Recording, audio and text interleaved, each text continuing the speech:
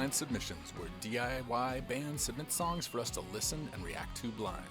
Every week, we'll bring a guest from the underground music, arts, or entertainment scene to help you sort through mountains of new music. We go in blind so you don't have to. Blynd Submyshynz. Hey everybody, welcome back to another episode of Blynd Submyshynz. Ooh, you were a little late on that one. I was a little late on that caught one. you. You were so fast. We right into it. We have a rad guest today. I'm so excited to have our first guest who goes by a one-word name. Yeah. And that guest is Nighthawk. Oh, yeah. Nighthawk has a solo project called Nighthawk, of course. Of course. And she's also the bass player and lead singer for Heavy Temple. Yes. So we will bring Nighthawk in a minute here. I'm just going to say Nighthawk as many times as I can. It kind of rolls off the tongue so smoothly. Yeah, but, by way of a quick introduction, Nighthawk's band Heavy Temple, JD and I caught at Psycho Las Vegas 2017. So I kind of wanted to talk a little bit about music festivals when we used to get to go to them. We used to get to do those. And specifically about Psycho, because I think it is a super unique event, and we missed it the last year they had it, which was 2019, and everyone missed it in 2020. Yep. Really, really, really hoping to not miss it in 2021, but I don't know. We'll see. We'll see what happens with the world. Yep. But I am in general, even though I'm part of a promoting duo who puts on festivals, I have never been a festival guy. No. I don't like outdoor festivals. I don't want to sit in the sand or the dirt or the mud for 3 days. I generally don't like large venues. A venue like the Warfield in San Francisco, 2,000 to 3,000 is kind of like the top, the peak for me, the top of what I like to see. So a festival like Psycho is so cool because it's multiple stages. Mm-hmm. The biggest room, now that they moved to Mandalay Bay, the biggest room is pretty big, but I think they curtained off a good chunk of it. But at the Hard Rock, it was, the joint's like 4,000. Yeah, that's big. But they weren't using the balcony seats, really, so it was really just the floor and kind of the lower balcony. It was a good size. It's a big stage, but it was a good size stage. But man, how fun is it to camp out in Vegas for 5 days? Yeah. Your hotel, and this is why I really like an event like this. Your hotel room is right in the venue. Oh, yeah. You get tired, you need to go get more weed, whatever. Whatever. You need to use the bathroom, you walk to your room, Yep. You can take a nap, you can go back. Oh, man, I miss it so much. Yeah, completely. Are you ready to go when it's back? Hopefully it's back? Oh, yeah. Yeah. For sure. How about you? What are some other festivals throughout your lifetime that you've attended regularly or like a lot? It's funny because started off with like Lollapalooza, right? I mean, that was like the first festival that I think I ever went to. Yeah. And that was, I guess, sort of a mini version of what you get in those European festivals, that just have tens of thousands of people. Well, and the genre blenders, like a Download or a... Yeah, exactly. Another one too was the Warped Tour. I mean, Warped Tour was really a festival, and it was kind of the first one that I can think of that was more than just music. It was the skating, and I think they even did inline for a while. Hey, look, inline took a lot of heat, and it's kind of coming back. Nico from Roast, it was a band that was out here in California for a while before they kind of split up again. Two of those guys are fucking pro inline skaters, and they were awesome. Oh yeah, completely. I won't even repeat the name that they used to be called because it's not good, but they were not appreciated in general by the action sports world. No, definitely not. That was actually another really kind of cool little fest, similar to the kind of the ones we would do here in San Jose, but it was in Salt Lake called Crucial Fest. Yes. And that took place over 4 days, multiple venues. I mean, it was a really cool fest, and they bring in tons of great bands. Yeah, it's one of those where it mixed genres too, So yeah, one that I've really wanted to go to and play. I want to play there, and that'll give me an excuse to go. Is Desert Fest in London? Yeah. It'll take over Camden, and there's a bunch of different venues. God damn, that looks like a lot of fun. Oh yeah. And anyone I know who's gone over there to play it has said it's completely awesome. That's awesome. So yeah, it's funny because we're into October now, but as I was flipping through old pictures of Psycho and in general, man, that first year we went to Psycho, 2017. We went to Psycho, we came home, and we put on the biggest show of our lives within like 2 weeks. Yeah, it was like 3 weeks later. 2 weeks or 3 weeks later. Holy shit. I will say the not having the stress of event production is not the worst. Yeah, thing no, right not at all. Not at all. So yeah, Psycho is a blast. And so I started digging up photos, and the reason I mention it is that in 2017 at Psycho, we got to see Heavy Temple. They played the kind of the mid-sized stage, the vinyl. Joint? No, vinyl. Vinyl, yeah, vinyl. Yeah, vinyl is like 500 at max capacity. Oh, that was a cool venue. Really like closed in, grimy club vibe, but bigger and nicer than your local neighborhood grimy club. Exactly. It's Vegas. Yeah, because when Vegas tries to make a club look grimy. That's very much a hard rock thing. So I just wanted to share with everybody, because I can, a couple of pictures. At least everybody that's watching on YouTube. Yeah, so if you're we'll describe them to you on the podcast. Yeah, so if you're watching on YouTube, this is a boomerang. Yeah. It's a boomerang video. It's fucking boomerang heavy. This set of videos. Headbanging. Yeah, no, these are our buddies in the Great Electric Quest who played the opening set at the pool party that year, and it was a blast. And then a picture of JD and I came back to our room to find 3 people sacked out. We knew these people. No. They were supposed to be in the room. It might have been better if we didn't even know them. Asleep in my bed, which is too much fun. Let's see what else. Amy Tongue Berrysmith from Year of the Cobra, also boomerang. You can see I was very fond of the on the vinyl stage. On the vinyl stage of the headbang boomerang.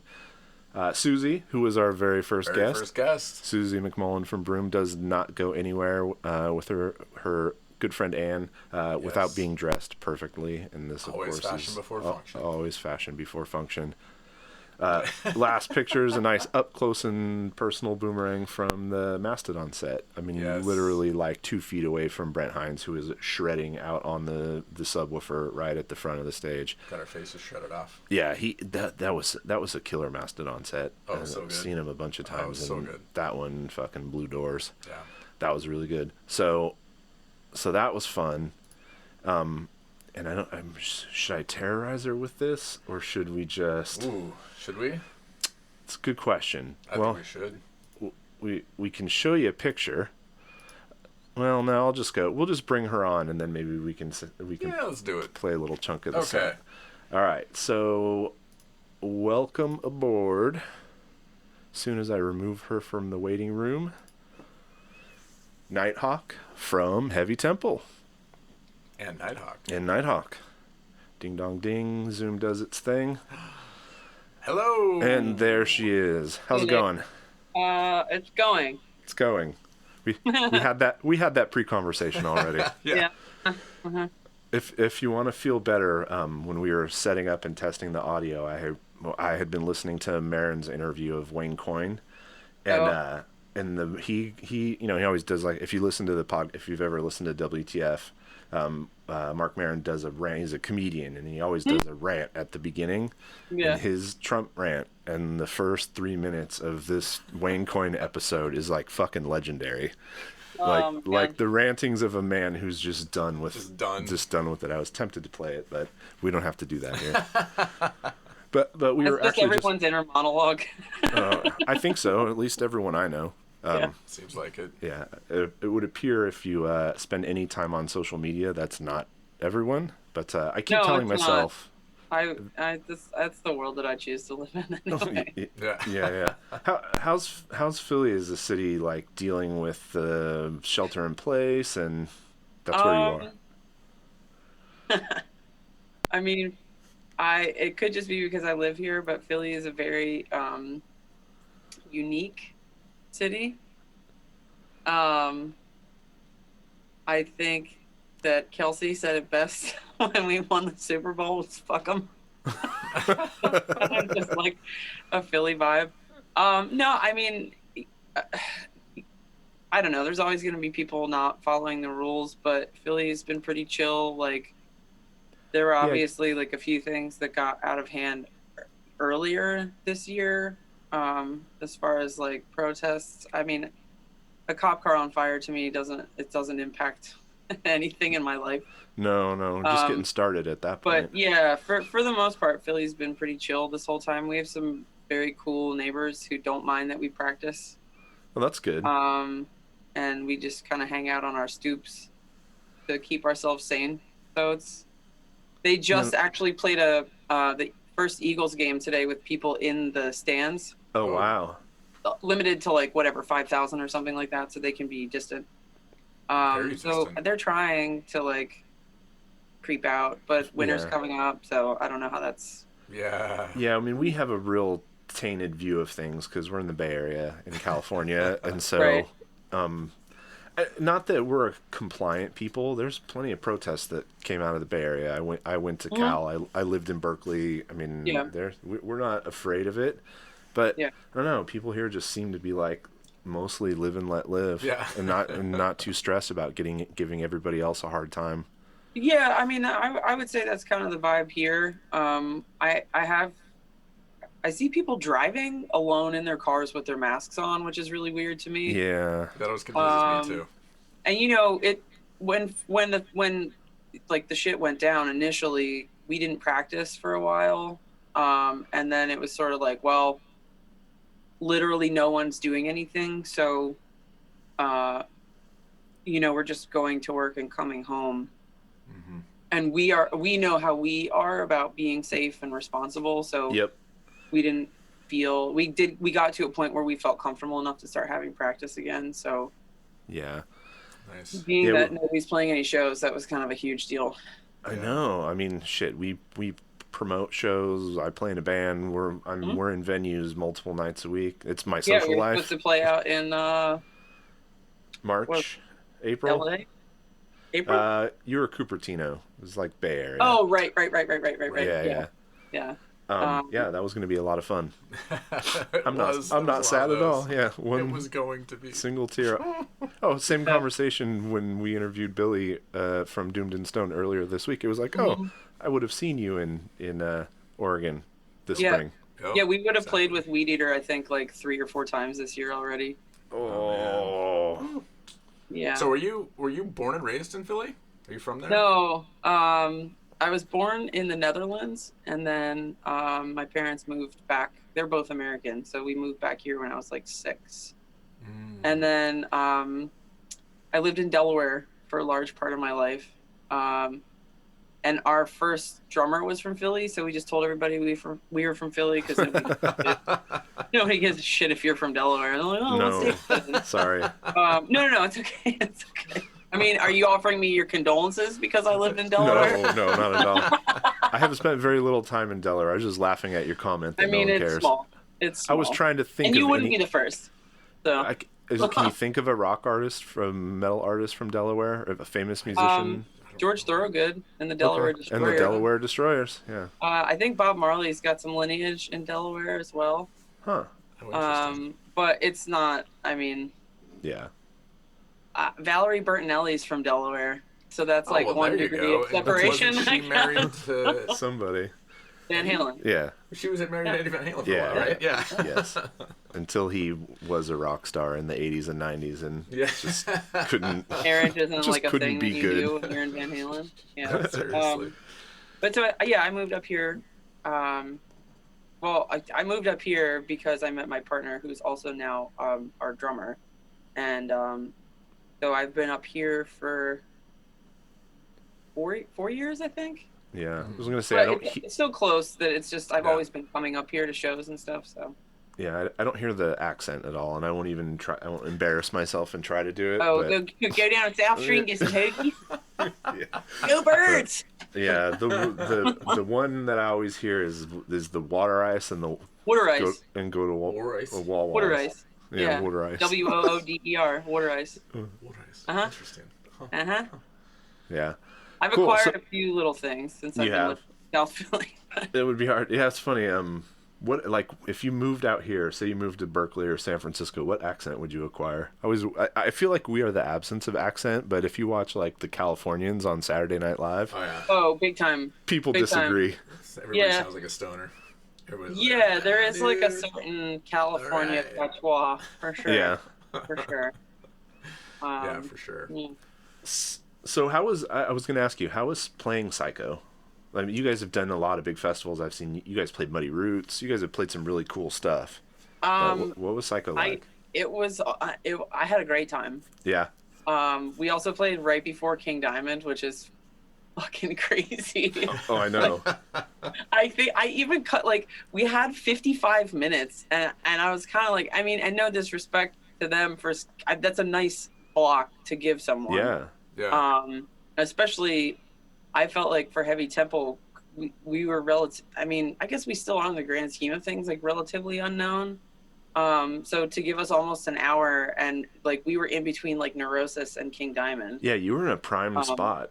Which is crazy to me. But I was like, man, I don't know if I really want to play for an hour, because Vegas is it's like all the time, 24/7. So, it was just like, you drink at the airport, you fly out there, you drink when you get there, you stay up until whenever, because it's a 3-hour time difference, and then you wake up and you start drinking again.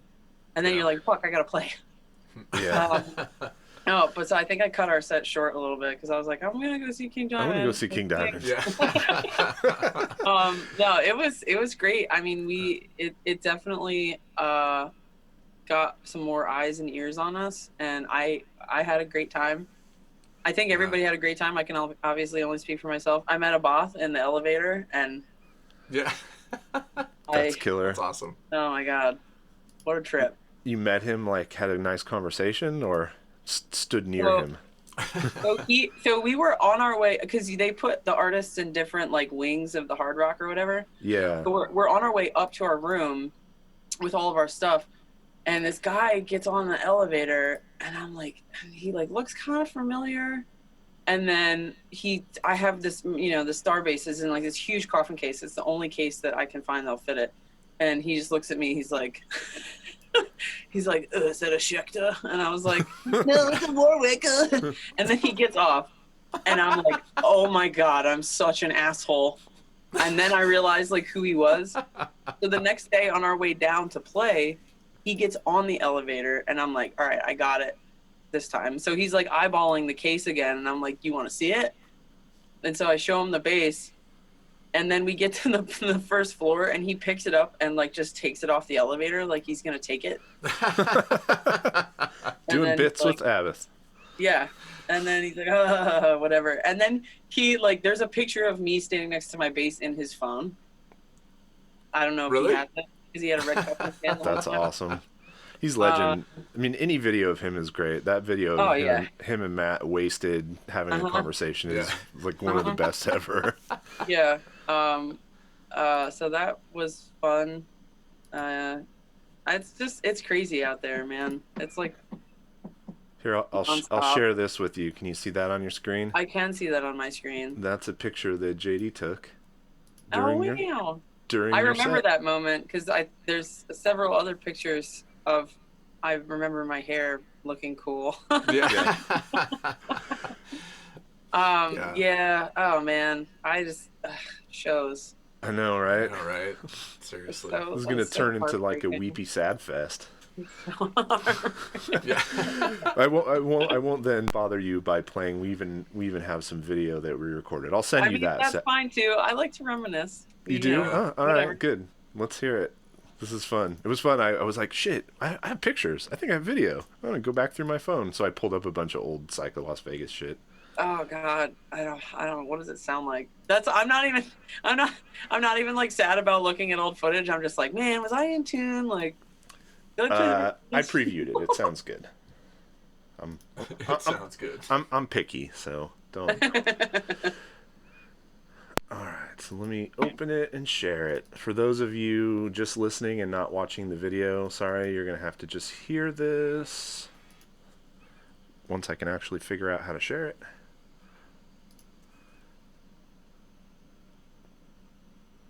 Where'd it go? Oh well, I'm too dumb to figure it out, so we'll just skip it's it all for on now. YouTube. I'll send it. Yeah, I did. Yeah, the full sets are up The there entire for everything everybody. is- Oh Yeah. yeah. It was fun. Is there a story behind the bass? Why you chose to get that? Why you fell in love with the Bootsy bass? Oh, you'll find out. I think you might find out later when I play some stuff for you. Oh yeah. Yeah. I can save it. Or I can spoil it for you now. No, we'll save it. We'll save it. Okay. We'll save it till the end. I am. What are we, 6 episodes in? I think we've talked about funk on every single episode, but You have to. That's my other love. So I have to. We did a little tribute to Rocco Prestia after he died because he's one of my all-time favorite bass players. So yeah, some funk bass. I'm always happy with. I've eyed that Bootsy Star bass a bazillion times, but I just can't. I can't do it. I couldn't pull it off. You pull it off really well. So I was worried I wouldn't be able to. Really? Well, I mean, if you just like wore a black T-shirt and some ripped jeans, I don't think it would go quite as well. But you have a little flair, so. Well, a little bit. I cracked up too. What did I say the night as we were watching the set? I was cracking up because Leanne, the guitar player, came out looking like a Target employee on break. and Is that what she had like? See, and I was like, "Whoa, wait a second." She had like, is this Angus? She had like, she had like tan shorts on. I loved it because it was like, I don't give a single fuck. And then she shredded so hard for that entire set. It was awesome. I thought that was fucking hilarious. Yeah. Oh shit. Because every guy at the festival is dressed like, exactly the same. Exactly the same. That was also the thing with like the inception of Heavy Temple was like, I just wanted it because, and I, of course, I mean, no disrespect, but it's just like a lot of times you go see a band and it's like, okay, like there's like 3 dudes on stage with like cargo shorts and a white t-shirt, and I'm like, that's cool or whatever. So I wanted it to be like the original lineup. There was a little bit more, like dressing up or whatever. And then we've kind of gotten back to that with this lineup, but I mean, it's ultimately, if you can play, I don't give a shit. Yeah. Well, I think that was because I remember watching that set and it was just, I mean, I was like first taken in by the bass, right? You're like, oh, what the fuck is about to happen, And then, and then you guys all start playing, and I mean, you're shredding, she's shredding, the drummer is insane. It was just like, it's like when all of those pieces come together, not only does it sound good, but when there's something visually happening on stage, you're like really drawn in. Yeah. It was a really memorable set from that first year of Psycho. Oh, thank you, man. And I don't think I had expectations of it. I think I went and sampled a little bit of everybody and that I hadn't listened to yet. Sure. Not like our buddy Stratton I should pull up. He has a fucking spreadsheet and he's like all the bands, all the set times, what his first impressions on listening to the recording. That got passed around on Instagram. Yeah. Yeah, I remember that. That was actually very helpful. Yeah, no, it was. I wasn't like Stratton's rad. Drinking in my room because I was all too funny. I'll never make fun of him for it again, but we did make fun of him all weekend while we were there. I like a good spreadsheet. I'm not gonna lie. Yeah, I do too. So, music. What have you been listening to? Have you been listening to more or less music stuck inside? I mean, I would say I've been listening to. I mean, I listen to music all the time. Yeah.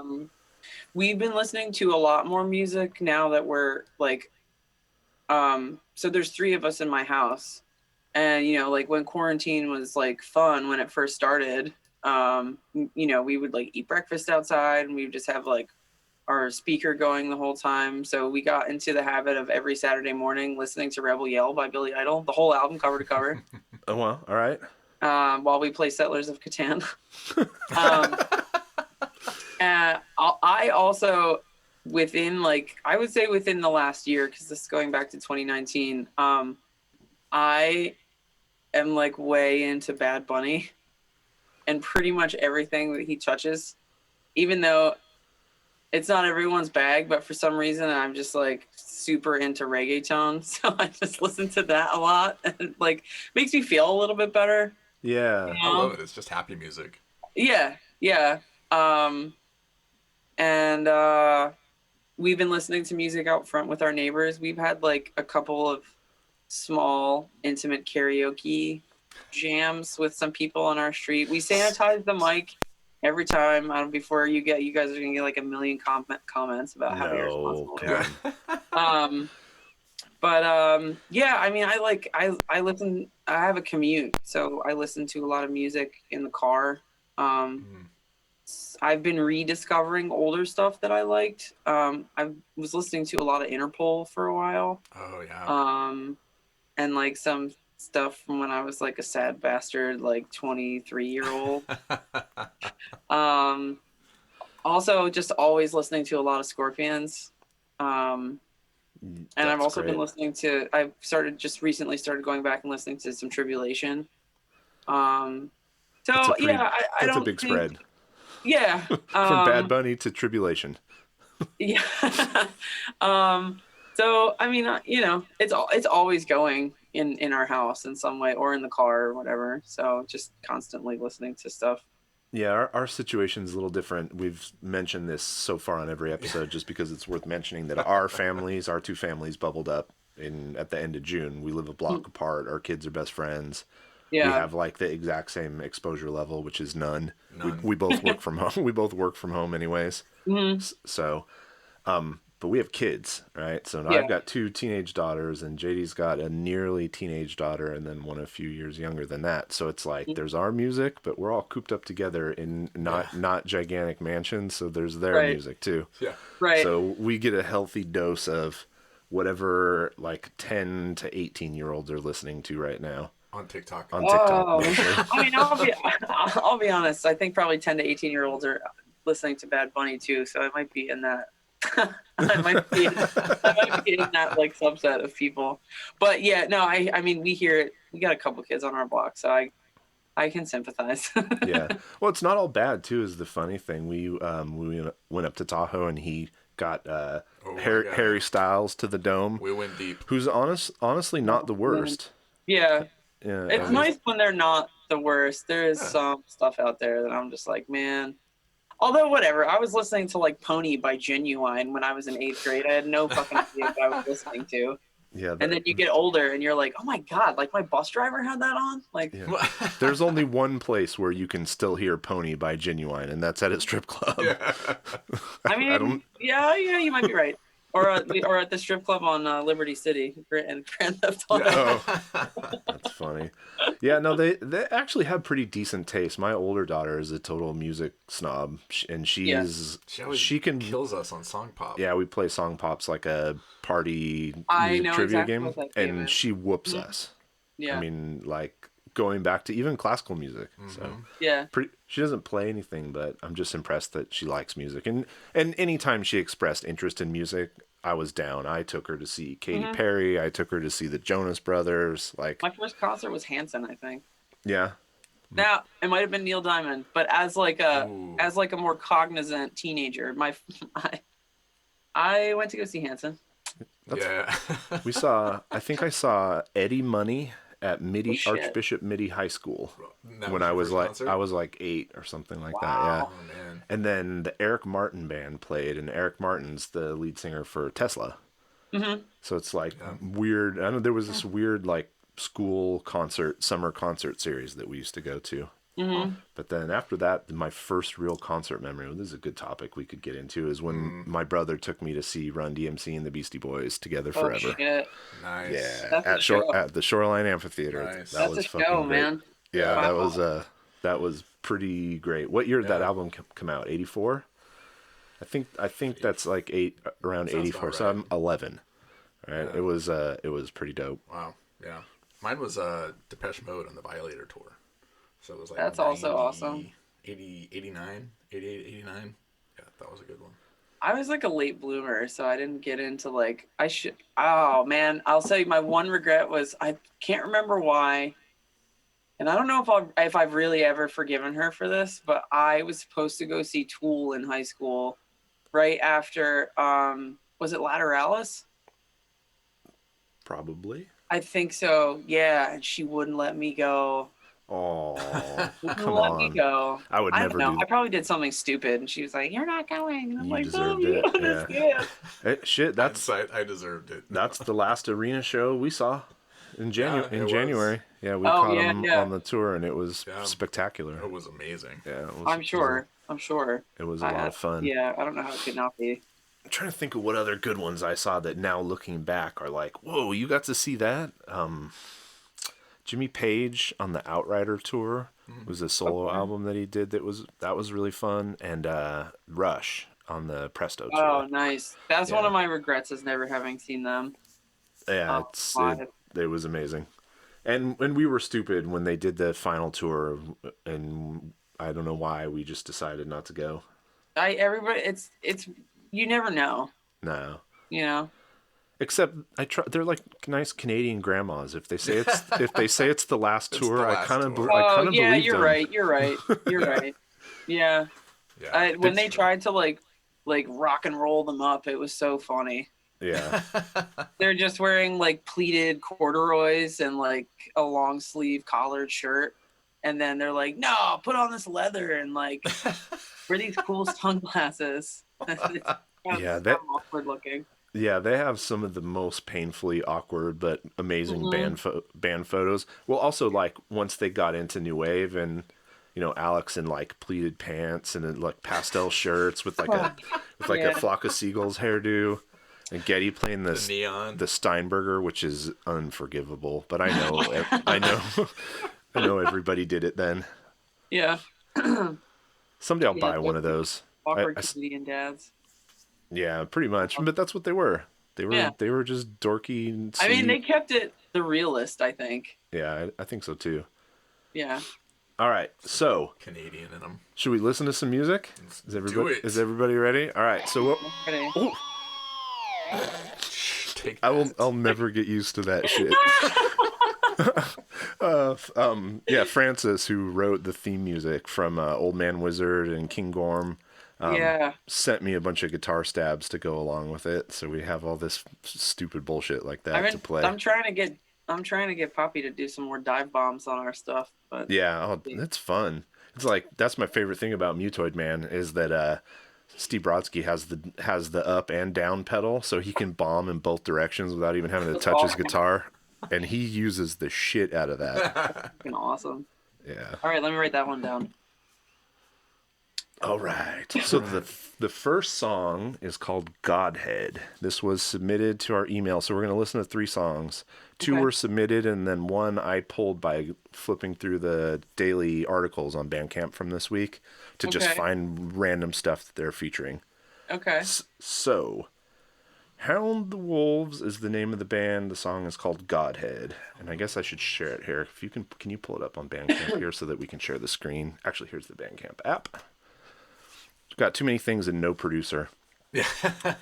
So it's always a juggling these fancy podcasters who have producers to help them with everything. I'm jealous of them now, as I like juggle a phone. Hey man, one day, you guys will be up there with last podcast on the left. Yeah. Pod Save Matt. I'm gonna say that they are probably for quite a few people probably the sole reason that some folks have downloaded Spotify, which is a pretty incredible accomplishment. Well, and now Rogan used to record in like a Mexican restaurant basement, so you never know, man.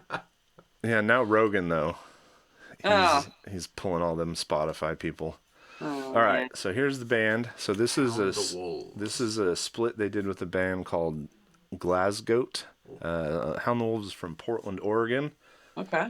We'll just play it and then we'll pause it after we get into it a little bit and long song. See what we think. Yeah, we're not going to listen to. That was going to be my next question. No, we'll kind of listen to bits and pieces and talk about even like what it is that makes you keep listening and see if we want to dive in or shuffle forward to the middle and kind of see how it changes. Okay. But yeah, these people send us these 11-minute songs they know we're not actually going to play. Okay. all of it. Because that would be insane. And that's a wrap. Thanks for joining us. We have, we like the next episode that's coming out tomorrow. We are going to tack a full song on to the end that we talked about in right. But that makes sense. You can choose to listen to it or not. All right, Godhead.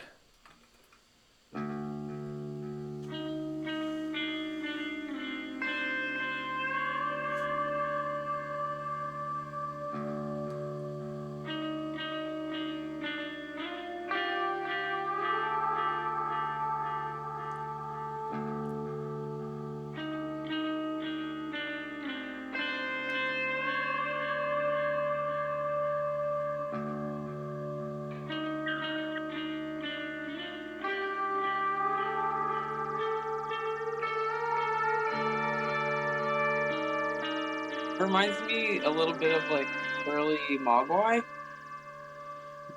Yeah, it's so spare in the beginning, it's hard to even pick up influences.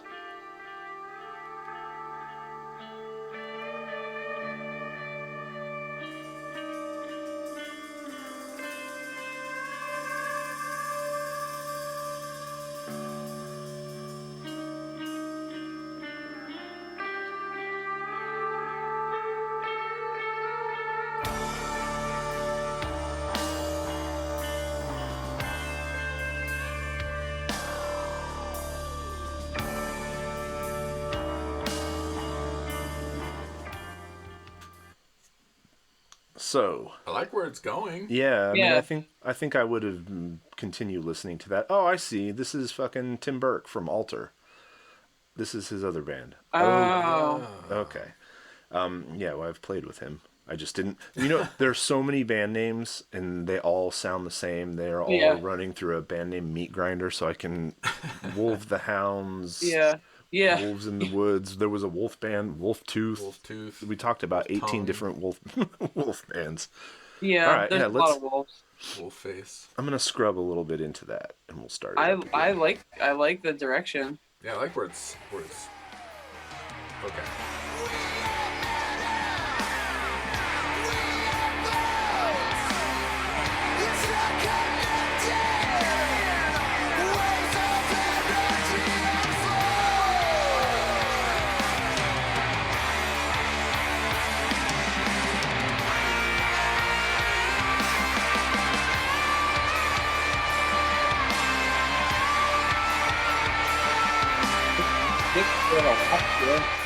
Yeah, I like that a lot.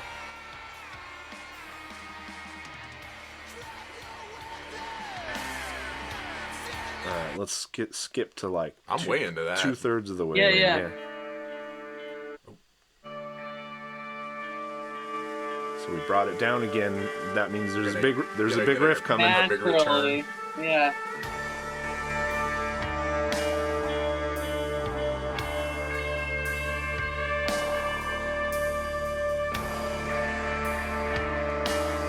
This is good. This is good music for the season. They've got good branding. Yeah. That art is.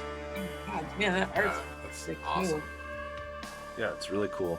Yeah, it's fun to kind of, for those of you listening, go to YouTube.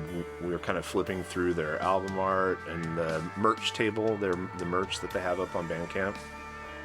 Yeah, this is one that I would definitely want to. Merch game is on point. Yeah, merch game is no vinyl. They just have CDs up there. That's Always cool. curious. Hey man, I got a CD player in my car. I'm not fancy. I'll do it. I don't have a record player in my car because that'd be weird. Uh, I kind of want to do it now, though. Yeah. Like fucking trying to flip a record over while I'm driving and put the needle down. Yeah. And then there would be like a no flipping campaign instead of a no texting campaign. Oh, yeah.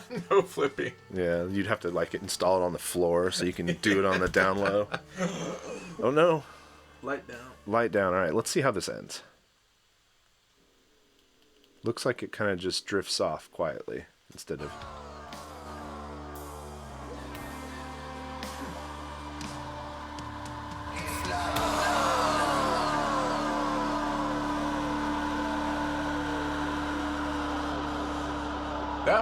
Yeah, I like that. I like that a lot. Tim? I'll be listening to all 11 minutes of that one. If you sent this to me, thank you. It's good.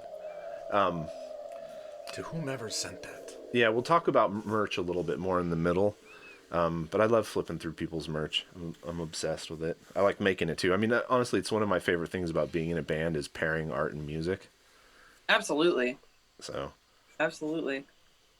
All right. So I'm adding that to my queue as we speak. Oh, cool.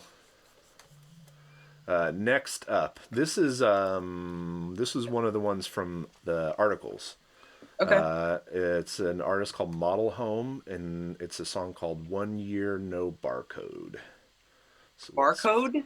Yes. 1 year. 1 year no barcode? No barcode. All right. I'm into it. Maybe.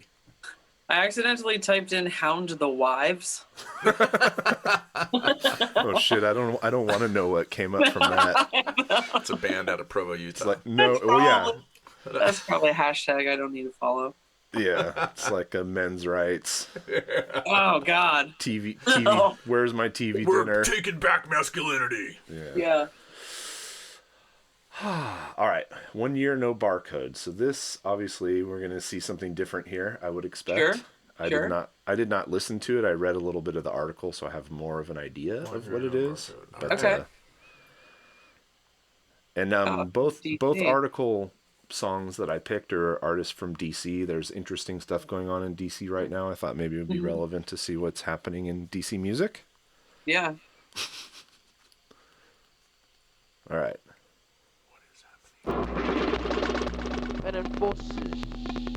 Reinforcement. Got me looking gorgeous. I ain't scared. Not one of you jive motherfuckers. I ain't scared. Ain't no fear in my heart. I stay sharp like a dog. You know what I'm on. Sharp as samurai sword in a dojo. You know what I'm on. 36 chambers of dawn. Gonna break through every one of them. Show you my soul, you know what I'm on. Surroundings can't drown him. All y'all are boundless. They give as well. You give what you get as well. Or you get what you give as well. So you remember to give it your all, especially towards yourself. That's the only way you can be there for anybody else, you know, it's about. So my question is, being the last track on the album, was that like one of those sort of last noisy throwaway tracks, or is the entire album like that? No, it's the whole thing. So it's two guys in DC who met. One's a noise artist and the other's an MC. And they just got to be friends and started hanging out together, and then they just started making music and recording shit, and never with the intention of putting it out. And then finally, you know, some producer or some label heard it and said, that's fucking interesting. I think people are going to want to hear that, and put it out. It is very interesting. It's really cool sounding. I don't know if I could listen to that for an entire album. Yeah. I don't know. Can you turn your mic up on your end? JD's mic? Both of you. Both of us? You're slightly quieter than before. Oh, weird. Yeah, let's see if we can do it without. But I can still hear you. Okay, good. Awesome. I think in the recording it'll sound fine. Okay. Yeah. Yeah, I don't know. I can't remember which one of you said, like, I would have to go through the whole album. Yeah. To see if it was something, you know what I mean? But Let's hear how it starts. What's that? So we'll just hear how it starts. Curious. Oh, wait. Not on that one. One of these days I'll get this down. Model Home. The Bandcamp app is terrible is part of the problem. Well, that's also true. It's really unfortunate because there's so many people that, like, when they did their first, like, no shipping Friday or whatever, they, like, their site crashed. Yeah. Yeah. I mean, I love them much more than I don't love them. I agree. I love that they exist, but some of the details of this, of the way this app works, I would agree. Drive me batty. All right, so here's the first song.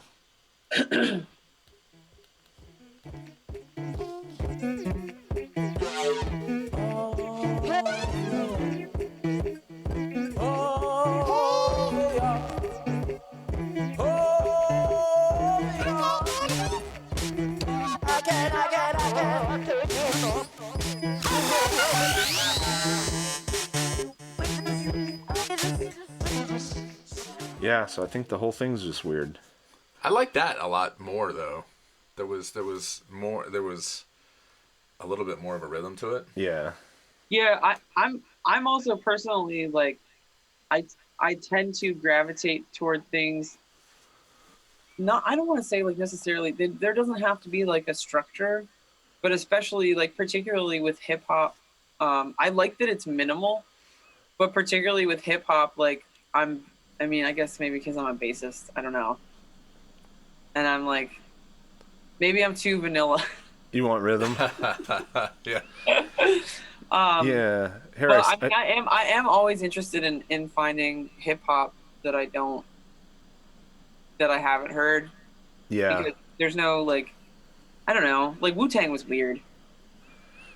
Yeah. Even though, obviously they made it into the mainstream. But there's a dude up here whose name is Ali Awan, who's really awesome.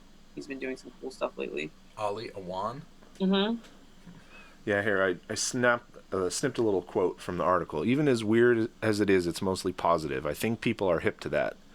It's not like really, really obtrusive. I've had a couple of the songs stuck in my head, but I hate when songs get stuck in my head, and I don't want to make music that's like that. I want to make music that you can kind of experience and maybe even come back to a couple times.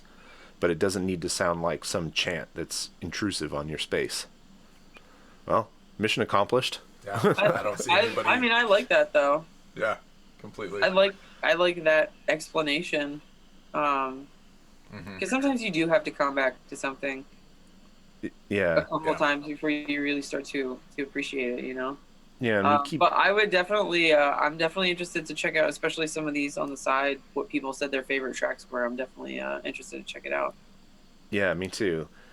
And it's funny. It keeps coming up, the notion of context, like hearing something blind versus knowing that an artist has kind of said, "Look, I want to deconstruct a certain aspect of hip hop," and then you turn that part of your brain on and go, "Okay, now I hear it." You're like, "Oh, okay, yeah." I mean, he's got tons of merch. He's got Pitchfork reviews, so yeah, he's a big deal. Definitely doing something as well. Model Home, you said? Yeah, Model Home, and all the links will be in the episode description. Oh, good.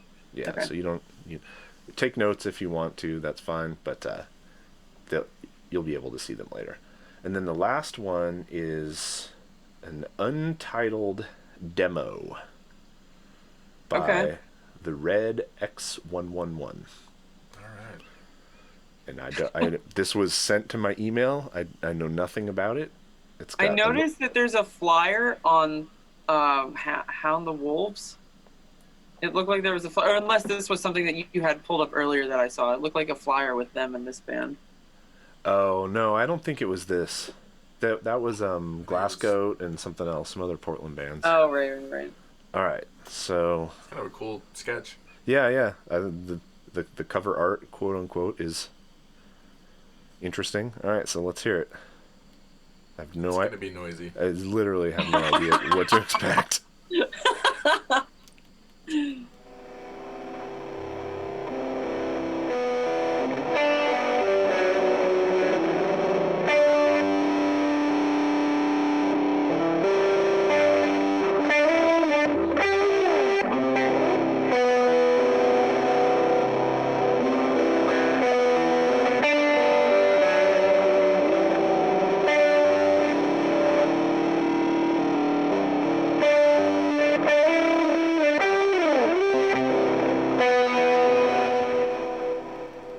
Okay, taking bets. Are there any other instruments on this? I was just going to ask. It's about 5 minutes long. I was going to say, not that I guess there needs to be any other instruments, but it's being that it's 5.5 minutes long, I hope that there's more. Yeah. There's got to be a tat-tat, toot-toot, Or, tat-tat. Or even if it's just like some synths, that would be that would be fine too. yeah, and like, is it a composition or is it just someone Freeform recording kind of their noodling? Mm-hmm. Let's see. Let's find out. Ooh, we had a transition. Yeah, we did.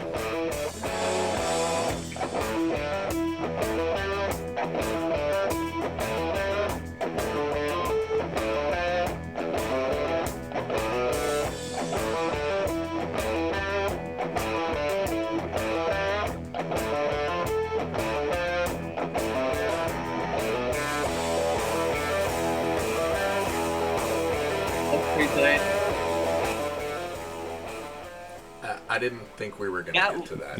No, I didn't either. I'm glad that we did. last like 20 seconds that you just played makes me want to listen to that entire track to see what's going on. Yeah, to see how it switches up. I mean, there's definitely interesting stuff going on. Interesting compositionally. It's not recorded that well, but I mean, it's the Untitled demo. You're allowed to do that. That's a fun thing about Bandcamp is like, fuck it, let's make a demo and post it. The amount of things that I have embarrassingly sung into my phone that then show up on like while I'm like had somebody in the car and I'm like, yeah, listen to this thing we just recorded the other night. And then the next track pops up and it's like, some shit that I sang while I was like going to sleep. I don't know. You should create. Well, maybe you could do this under Nighthawk, but like create a third impression and just upload only those songs. They would probably and send them to Pitchfork. Pitchfork would probably out of context and just completely out of context too. Yeah. It would outperform all your other bands, I suspect. You might be right. You might be right. Like, I'm in the camp of I'm definitely thinking about this all too hard. Yeah. Yeah, okay. I agree. All right, let's hear a little bit more. It's piqued my interest. Yeah. I was feeling at first. I was kind of feeling like, oh shit, I'm gonna have to say something bad. All right.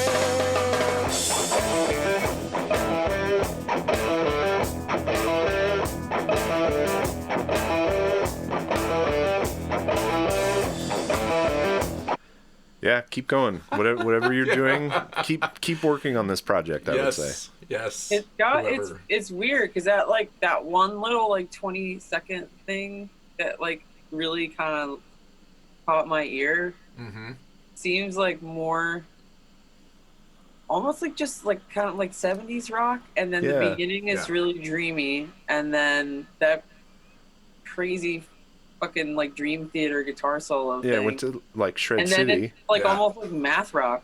Yeah.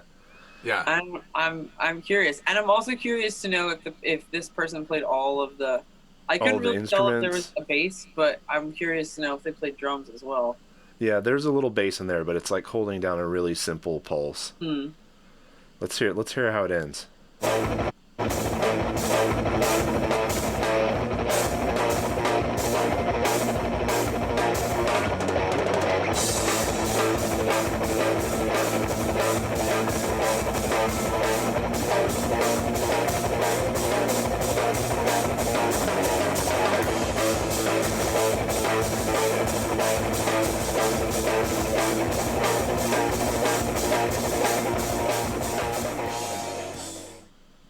Weird little fade Go ending. out with a bang. Yeah, so hey, Red X111, email us back and tell us about yourself. Who are you? Are you in other bands? Did you play everything on this recording? I'm curious. We'll follow up in another episode. Because the email has almost no content, just this link. Which is what we want. What are the genres? I know, it's like we tell everybody to send us as little info as possible, and then on the show we're like, if we only had context. You're gonna get like the musical version of Two Girls, One Cup one day. Yeah. We might have that at the end of this episode, actually. Oh, please. Yeah, I pulled a special one. Do you guys follow Catatonic Youths? Yes. Oh, of course. Yeah. That's what I was gonna say. Is like I wasn't, because I saw some of the comments in on the Facebook post, and I saw like suggestions from like people that I knew, suggestions from people that I thought I might enjoy, and then there were a couple of other things, and so I wasn't sure if it was just gonna be us like ragging on like 36-year-old dudes who are still playing like crabcore or something. Yeah. Hey, if they submit it, we'll listen. I'll listen to it. I didn't want to have to be too harsh. Yeah, that's a common fear. Recorded. Yeah. Yeah. Well, there's a default out you can always use, which is there's an audience for it somewhere probably. I'm just not. Yeah. I'm just not that person. Yeah. Not us. Yeah. Yeah, I mean, I would say from that model home, what we played so far, that's me. Like, somebody might think that's great, and I might be curious to read the poetry, honestly, more than listen to the music. But that bugs my ear to listen to and not find any rhythm anywhere. It's really it's too hard for me. I feel like it generally has to be like, it either has to be watered down, overproduced, like pop drivel. But even still, then I can kind of. There's things about those songs that are. There's a reason that they're popular. Yep. You know what I mean? But aside from like modern like pop country, I feel like it just has to be really bad for me to not even consider checking it out. You know what I mean? Yeah, completely. It is funny that pop country shit is the one that we all seem to universally agree is not worth anyone's time or attention. Who was it? There was some country star that was just basically like modern country is just like hip hop for white people who are afraid of black people. Yeah. And it's true because you listen to all this country and they have like trap beats, and I'm like, this is like this. Like, do you not realize? Yeah. But there's like a bunch of other like good, you might be into it, except that they're just like not singing about tractors or whatever. Yeah, or just painted on jeans. Yeah, the subject matter is so dumb. It's like it's regressive. It's like, come on. I mean, it's also it's like sometimes I have to take a step back, and it's like, like I can talk shit on like pop country, but then there's some of the stuff that I listen to that's just super dumb. It's like I guess by like conventional standards, you know what I mean? Like, so, but that's the one that I just can't. No, it's like it's intentionally designed to capture a certain type of person at a certain type of bar at a certain time of night and just milk them for money. Right. I mean, like it's so purely commercial that I can't even regard it as art. It's just like lab money buttons. Yeah. So. Yeah. I will say it's cool that song. So that song "Old Town Road." Yeah. Because it was like because he sings about horses, I guess. And they were playing it on some country stations, and then like the Country Radio Station Association or whatever the fuck it is, their thing is called, I'm sure. They were like, no, it's hip hop. Like, we're not, we're not playing it. And then Billy Ray Cyrus was like, this song fucking slaps. Let me throw a verse on here. And then he got it on like all of the country the station. It's amazing. Well, they were trying to bar it from the awards season too, because like who decides what is and isn't country, and that's political bullshit. Yeah. Well, I mean, first of all, the shit that you're playing now is not fucking country. Yeah. Like, oh my god, those old like country legends that would be like spinning in their graves if they heard you talking about some of the shit that you was like. And there's like the lyrical content is literally all the same. I realize that there's some irony in that because like stoner bands, it's just like, dragons and I smoked weed and like outer space. But there, I'm sure you could pick out like a few bands from every genre who are like, oh yeah, this one band and these five other, or like these five bands. It all sounds like the same thing or whatever. Yeah. But we're not on the radio. That's the difference. That's also true. You don't get to hear our music in the grocery store. Yeah. That is true. And especially like I was in blue collar I still am, but like working on job sites, and you're like you don't have your earbuds and your team didn't bring the boombox. Oh. You're like fucked because you're either gonna hear Maroon 5-6 times in an hour, or you're going to have to listen to, like, Toby Keith singing about beer for his horses and shit. Yeah. Like, those are your only two options. Tim McGraw. There has to be a song that someone wrote about feeding their horses beer. I guarantee. Oh, guaranteed. Oh, is that really a song? A whole fucking movie called Beer for My Horses. What? I love how you guys both laughed and reclined at the same time. Yeah, I'm not kidding.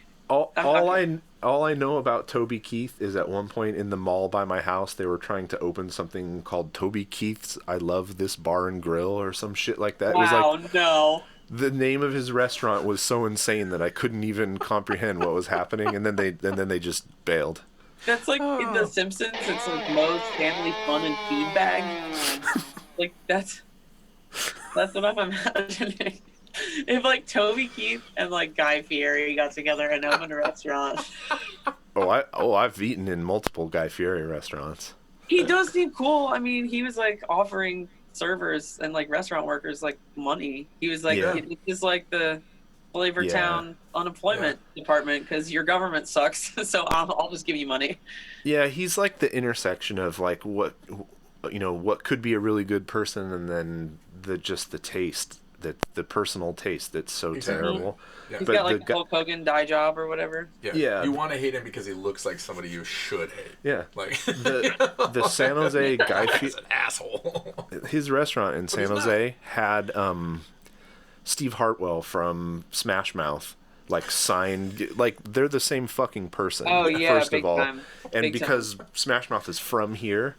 Yeah. He like hooked up with them and got some signed merch. I don't even know what it was. It's fucking embarrassing. But the food was actually good. Meeting each other for the first time, you know? Yeah. Yeah, and like, then crack in the universe when it happened. Well, and like one of the guys from ICP. I mean, there's a meme you've probably seen before. That's the three of them next to each other, and it's like these three people have never been seen at the same time together at the same time. It's like the dude from Smash Mouth being played by Guy Fieri being played by Shaggy 2 Dope. Shaggy 2 Dope, that's the name. Yeah. All right, so I bugged you about merch. Have you been buying anything? Have you bought any records or band shirts? Doing any splurging on Bandcamp Friday? I'll be honest, I've been like terrible at keeping up. Yeah. I don't even like listening to our stuff or my stuff. I'm trying to think of like I downloaded some Wolfblood albums because we just put that split out with them. We've played before with them, and they're good. And then I just realized that I like didn't have any of their music. Stuff. Yeah. I'm trying to think of like anything else. Shit, man. Like probably not. I've bought like independent artist stuff, but I don't know that I've bought anything. Yeah, from any, which is terrible. I know, and I should be like. You get a pass when you're in a band though, because it's like you're trying to sell the shit, not acquire more of it. I think I just sometimes I kind of take for granted that it's like available digitally, and then but I should. Well, I got one spectacular item that I have been waiting for. So one of the guys who posted in that thread, Ryan from the band Pound, posted like 8 bazillion links. Yeah. Thanks, Ryan. He's a master of merch, and they made these Pound night pants. Yeah, they're just like little loungy around the house. I'm gonna change my alias to Night Pants. Night Pants. They're just their logo, and then it just says Pound all up and down both sides. Yeah, no, they're a little thick for the summer, so I'm gonna have to wait until the winter. Yeah. It was 103 degrees here yesterday, so. Oh shit! Really? It's like 60 degrees here. Oh, I'm jealous. I want that. And then. The grass is always greener, my friend. Yeah. And then come mid-January, you won't be jealous. Yeah, I don't want that. No. I'm fine. No, I don't need that. But then we talked a little bit about art last week and about painters, and I had the new Spirit Adrift album that Adam Burke did the cover painting for. Mm-hmm. And then my wife just was reorganizing some art and pulled out the painting that he did for the cover of our first record. So one really cool thing about kind of band merch that you can do is obviously you can buy albums and prints and posters. But a lot of the artists that work in the heavy underground sell their originals too. Oh yeah. And a lot of bands don't buy them. I'm shocked to find out how many bands have Adam. I'm going to buy the painting from our forthcoming album. Who's doing the art? Yeah, has it been revealed yet? No. You don't have to. No. I can tell you that the album will be coming out next year. I don't have any fucking wood to knock on. Yeah. It was supposed to come out like a cajillion times already. Yeah, so the album will be coming out next year, but we haven't released any like details about it yet. Yeah. But the painting is just because we've had our first album cover was watercolor, I think. The second one was digital, but this one is like an oil painting, I guess, or an acrylic maybe. Acrylic, yeah. But it's like I feel like sometimes you take for granted the fact that like people sit down and like paint. Yeah. You know, many hours. Everything you can just kind of slap together now and like collage it and change the contrast and, you know, add a gradient or whatever. But that's some of those, him and, oh man, who's the other guy? His name escapes me, but Adam Burke's stuff is awesome. Yeah, Super Adam's awesome. rad too, and like he'll tell you when he's working for you how much time it takes, and he's very clear about like, give him the idea, he gives you a sketch, you get like one check somewhere along the way, but he's not a graphic designer, right? He's fucking in a room with paints painting, and you get what you get. And he even made, for that painting, he even made one kind of last minute change for us that I felt so shitty about asking him to do it, but he did it, and it came out killer as a result. He didn't really care, but that looks awesome. I think he did one or two of maybe Ruby the Hatchet's albums too. He definitely did the Fireball one, the one that looks like the Fireball cover. Planetary Space Trial. Yeah, there's two of them for sure that he did. Oh, I just love looking at his paintings, and he'll have an art sale and just to clear out his studio. And I'm sure he's got a bunch of originals. He has so much, and he'll sell stuff relatively cheap just to get rid of it. I have a bunch of his art around the house. Awesome. All right, so let's get back into it. We got 3 more songs here. Oh boy, what do we have going? The next song was also. Why are you laughing already? The next song was also submitted to us. The song is called Saturday Night, and the band is called Casual Vibes. Oh. Yeah. So we're painting. I was hoping it was the Bay City Rollers, but. Yeah. Yeah, they're not submitting to me right now, unfortunately. One day. Yeah, I would like to get there. All right, so I'll pull it up so that we can take a look at it first. I'm not mad at this at all. All right, let's share it so Sue can. Let's see. I want it to be Jersey hardcore so bad. that would fall in the Party Cannon. Have you ever heard of a band called Party Cannon? No. Look them up. They're like a blackened or black death metal band, and their name is Party Cannon. Their logo is made out of balloons and is brightly colored. That's and awesome. Anytime they show up on a festival poster or a show poster, it's like, you know, piles of sticks, and then Party Cannon is the only band whose That's name the way you to can do read. it, though. Yeah. It's fantastic. All right, so this is... The band is Casual Vibes. What do we know? They're from California. It looks like I get a lot of local submissions. Okay. And let's see what it sounds like. Are we just referring to California as local? I guess when we're talking to somebody who's 4,000 miles away, I think it's fair. California is like the size of half of the East Coast. Exactly. Yeah. It's like the people in this country just got so fucking bored by the time they got out to the West, and they're like, we don't have time to bicker over this bullshit. That's the crazy thing with touring is like you know, we're in the Northeast, so it's like whatever, and then you get out past like Ohio and down into Texas, and you're like, what the fuck is wrong with you? Yeah. Like, why is this so big? Yeah. This is fucking ridiculous. Why is there You're nothing like, for you're like hundreds of you miles? get into Texas from Louisiana, and you're like sick, and then you're like, oh fuck, I have to be in Texas for 10 more hours before I get to wherever the hell I'm going. Oh yeah, we toured back from South by Southwest last year, and we had a show in Austin, and then we had a show the next day in El Paso. Wait, do you guys do the thing that Duel puts on? Yeah, the Tom's multi-stage that was show. where we got. Oh my god, yeah, Jesus.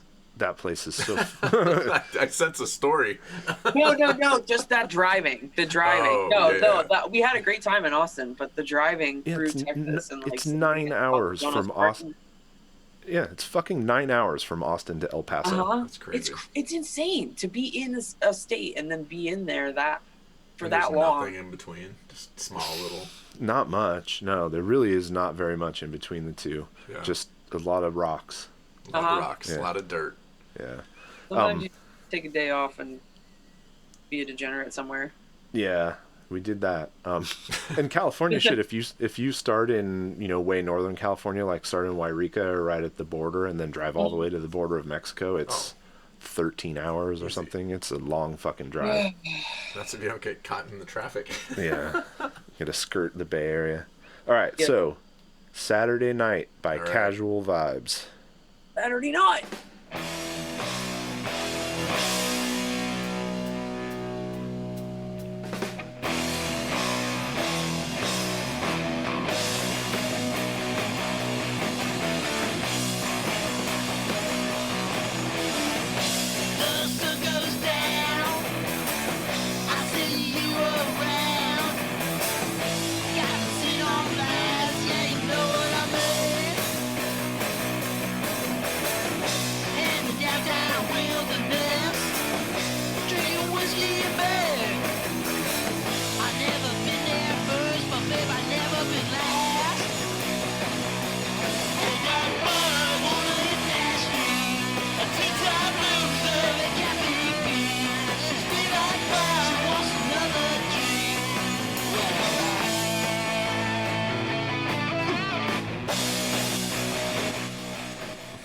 I'm digging it.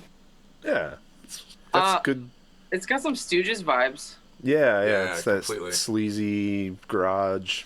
Yeah. Pre-punk. Mm-hmm. Yeah, exactly. It also just reminds me of kind of like the. I can't remember what there's a record label out in California, and then they have like a lot of bands that sound like this. They're just like really stripped down and kind of like garage-y. Oh, is that the one that got canceled? the beach goth label. The beach goth label. It is the one that got canceled. I can't remember what the fuck it's called. Yeah, it's whatever that. What's the one beach goth band that sells out? They're terrible. So I don't. Isn't beach in the name? Probably. Something beach. So we don't know these people, but a rock and roll band from San Jose, California. No shit, no silicon, good times. I'm into it. And our buddy Gareth, who does live audio for a lot of our events, produced it. So way to go, Gareth.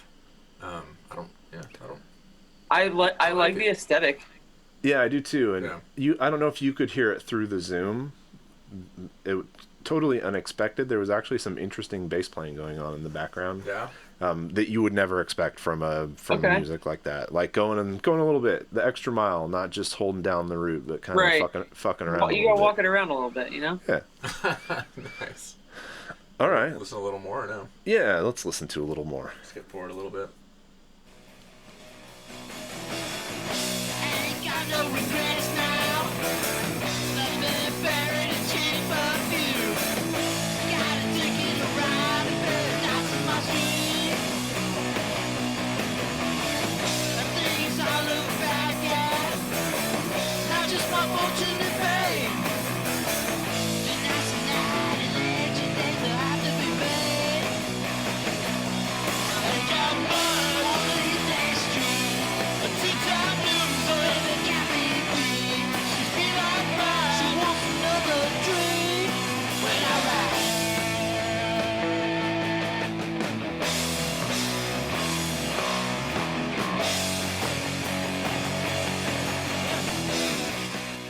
Yeah. It's like if the Stones early on couldn't afford the good drugs. I'm curious to see what they look like because they sound like they could be a pretty good time live. Yeah, You know what I mean?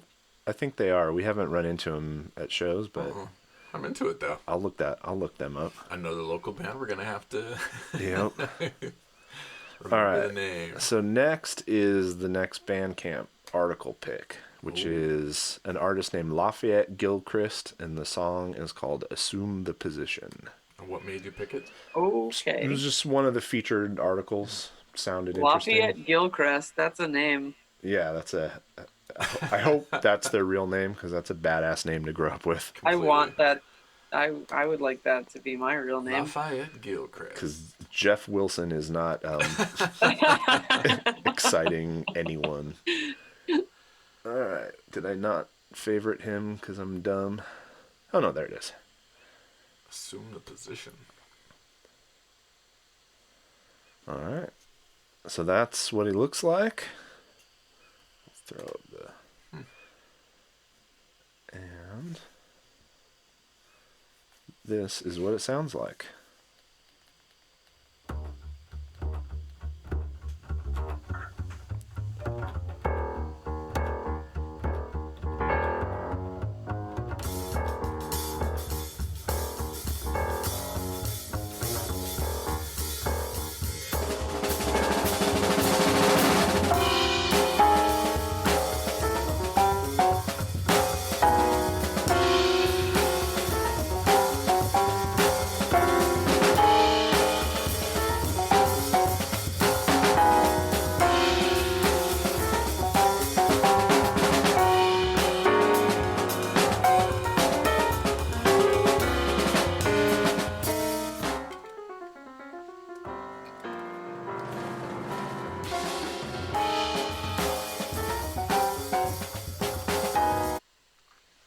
Damn. Yeah, that's badass. All right, so... His name is definitely Lafayette Gilchrist. Yeah, no, for sure. Well, and I was going to say, because he's got his trio up here. Yeah. Damn. So he's another DC musician, is a jazz pianist. On Now, he explores his journey as an artist, a journey that began in Washington, D.C. I made a decision, he said. My jazz language was not going to be ambiguous about where I grew up. That meant incorporating the sounds of his city, funk, jazz, house, hip-hop, go-go, and everything else. That sound and that reverence for music that shaped him finds its way into several of the pieces, including the joyful, funk-influenced Rare Essence. Ooh, let's listen to a little bit of that. Sounds good. I like joyful, funk-influenced. Oh, I got the nose whistle. I'm going to get comments about that. I'm sure if I were more well versed in jazz, I could tell you who I think this person sounds like. But yeah, I like it. Yeah, I just recognize it as jazz. Just play the right notes. Yeah. Oh, I have to buy it in order to listen to that song. So everyone, buy this album if you like it, and listen to Rare Essence if you want to hear something. I'm seeing also that he's been in some soundtracks and stuff. That's cool.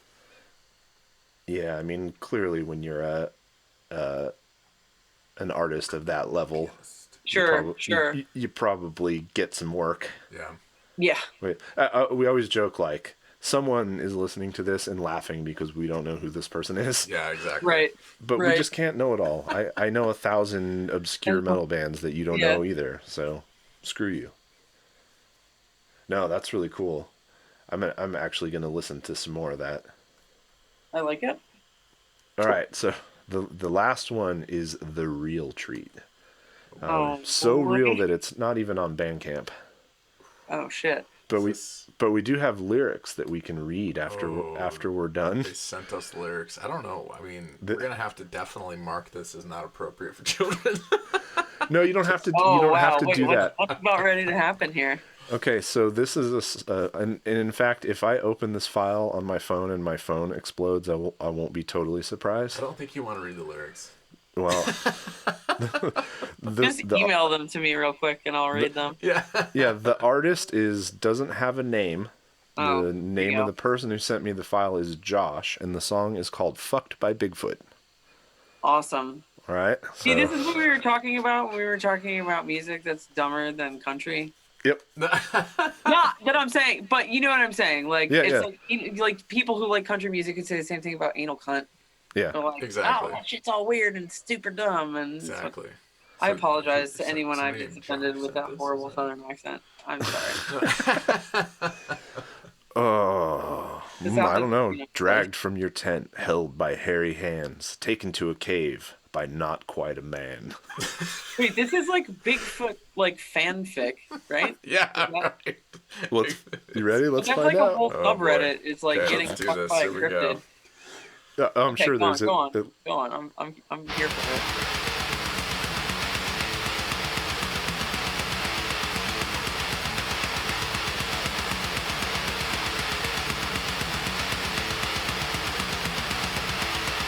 like industrial grind? I can't tell.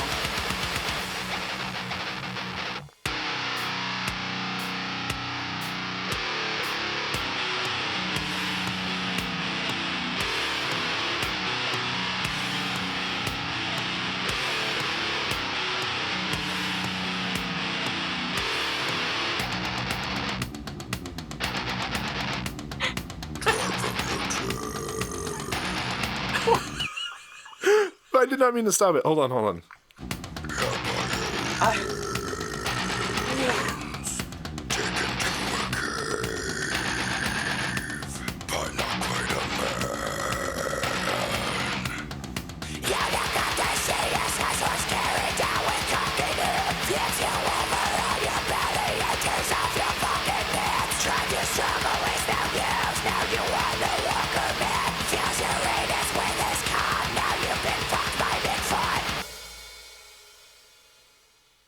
That's it? It's like a haiku. This is a short poem. I think we killed her. I feel very confused. I don't know what's going on. I liked it. Wait, can we read the rest of the lyrics, please? Oh, God. All right, I'll try to do this. You look up to see a Sasquatch staring down at you, cock in hand. Flips you over on your belly and tears off your fucking pants. Try to struggle, it's no use. You're no longer a man. Fills your anus with his cum. Oh, wait. Now this is a dude getting fucked by Bigfoot? Yeah. Now you've been fucked by Bigfoot. I thought it was just going to be like non-gendered or maybe like a woman. No. I was not expecting that. It usually is a woman, but I like that it's like, not for a change. It's a nice twist. That's like, Whew. Now, I actually... definitely... go ahead. I would like to hear that recorded with real drums and, decent sounding guitars and bass. His vocals, the first part of the vocals were so weird. Can you I couldn't tell if there was an effect on there or if... I don't... I would very much like for you to send that to me. So I'll for sure forward that to you. If that's okay with Josh. He submitted it. It's out in the world now. Okay. I want to know more. Those lyrics. Do you have a band? Where are you from? Where are you from? Have you made other things? Can you point? Have you had a run-in with Bigfoot? I was for a second. Is this autobiographical? For a second, I was like, "Wait, who is he talking to?" And I was like, "Me." I thought we were still talking about Josh. I don't know. No, the mystery man. I want to know about this person who wrote this brilliant song. I would like to. I would like to. If he lives in the greater Philadelphia area, I would like to offer to record that with real drums in our basement. Oh, that would be great. I mean, is it part of an album that's all about Bigfoots? Big feet? No, this is what I was saying is there are these weird places, on whatever, the Chans and like Reddit where people just talk about like getting fucked by cryptids and it's oh yeah. It's like a whole thing. Not that I've been there. There are. I mean, yes, there are. 287 of them to be exact. Yeah. Or is it a bigger series? Is it like there's a Bigfoot song and then there's a Creature from the Black Lagoon song? Do we get like a whole range of different? Mothman? Is there like a Mothman? Ooh, Mothman. Slenderman. I know there's like weird Slenderman fanfic, like erotic literature out there. Those long arms of his. Those tendrils. Yeah. I just explained to my wife the other day that the Shades of Grey, whatever. What are those stupid? 50 Shades of Grey. The one that made everyone think they were into bondage for a sec. Yeah, those were Twilight fan fiction originally. Oh yeah, absolutely. Yeah, and they're horribly written. Like, look, here's the thing, right? You're like, okay, like that's cool. Like I like the idea, but then you realize like what it is, and then you're like, ugh. And then you read it, and you're like, ugh. I got a paragraph, and I was like, it just reminded me of like when I was 13. No, I would have been older than that. But like me and my 3 girlfriends, we were like, oh my god, like Lord of the Rings, oh, Viggo Mortensen is so hot, and I'm Legolas is gonna be my boyfriend or whatever. And like we had one friend who used to write these stories about like, you know, how she's gonna like bang Legolas or some shit. And that's just what those 50 Shades of Grey books reminded me of. And those stories put her It's through like college. so She sold it's them on so Amazon. base level and not. Oh man. So if you do listen to other podcasts, I have a very specific recommendation for you based on that All story. about 50 Shades of Grey. No, it's not about that at all. It's it's called Newcomers, and it's two comedians, Lauren Lapkus and Nicole Byer. Nicole Byer's the host of the baking show, the like Nailed It, that like Bad Bakers on Netflix who do Okay. They're both super fucking funny. Yeah. And neither of them had ever watched any Star Wars movies. So their friends baited them into watching each movie and then bringing a guest on to talk about them and get their reactions. So as they expanded it, they decided to do an episode where they read Star Wars fan fiction, and they each wrote their own. Dude, it gets weird, man. Yeah. And then weird in there.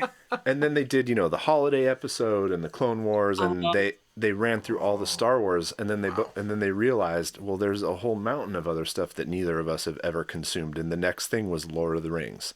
Yeah. So they're in the middle of the Lord of the Rings season, and they've already done one fanfic episode, and I definitely think somebody fucked Legolas in the story that they wrote. Big time. Sometimes I think sometimes they just fuck each other. Like everybody wants all the hobbits to bang. Because that one where they're all like, somebody wants that. Yeah, well, I mean, it was nearly in the movie, frankly, between Sam and Frodo. You're like they were really good friends. Yeah. One slip away. Yeah. Yeah, I thought Peter Jackson might go there just to put his stamp on the series. Give me the ring, Frodo. Give me the ring. Yeah. Implied. And I'm sure there's plenty of other low-budget Lord of the Rings porn that's actually been made and available. Oh, for sure. Yeah. There's no doubt about that. All right. Speaking of podcasts, real quick, you're talking about movies. There's a podcast called How Did This Get Made? Oh, yeah. I have listened to every episode probably 4 times. Okay. Yeah. I've seen some movies because of that podcast. Oh, yeah. You got to go watch Miami Connection and Ninja Terminator and... I mean, come on. I think the No Holds Barred episode of that podcast is good. The funniest episode. Flip the hat around and then you win. I mean, I have as a major goal, because I don't know if you've noticed, but Jason Mantzoukas, he'll shout out bands, and he's into like some crazy music. Like he shouted out Deaf Heaven on one episode. He's like, everybody listen to... I feel like I remember him throwing some shit out there, and I'm like, oh man, I didn't know you like partied like that. That's cool. And he's like a huge music fan and hugely knowledgeable. So I'm gonna figure out how to get in touch with that fucking guy and ask him to do this and see if he would be interested. Be on our show. Yeah. The Vampire episode is so good. Oh, I mean, when you start off with a movie like Vampire's Kiss, it's hard to like. I keep trying to espouse the virtues of that movie to anybody who has not seen it. Like, there are at least 3 guests I've had that I have made watch that film, and sometimes I just watch it on my own. And I think it's a great Halloween costume, Peter Lowe. Shit, have you seen the trailer for the new Nick Cage movie for Jiu-Jitsu that's coming out? I'm not kidding. Again? It's called Jiu-Jitsu. And he's the head of an... Nicolas Cage. Yeah, no, he's the head of an ancient order of jiu-jitsu fighters. I bet that he is. Yes, and once every 100 years, some like crazy outer space robot guy comes, and they have to defeat him, otherwise he destroys Earth. It's Predator, except with like karate and stuff. It looks insane. It's what is the CGI look like so amazing. for Nicolas Cage doing jiu-jitsu? Well, so here's the main thing is it's called jiu-jitsu, and so everyone assumes, oh, this is a movie about like modern they're gonna grapple. Choke out aliens. Oh my god, no! I need there to is put him in an arm bar. No, there isn't a second of anything resembling jiu-jitsu in the trailer. There's guns and swords and And I said, well, clearly, if they're an ancient order, they're referencing the original Japanese jujutsu, which was designed to fight the samurai, a heavily armored samurai. So, yeah, I kind of get it, but it's so fucking stupid. Starring who is in this movie? Oh, Tony Jaa? Tony Jaa's in it. Yeah, I mean, fucking Ong Bak is in this piece of trash. What's it? Oh, Frank Grillo.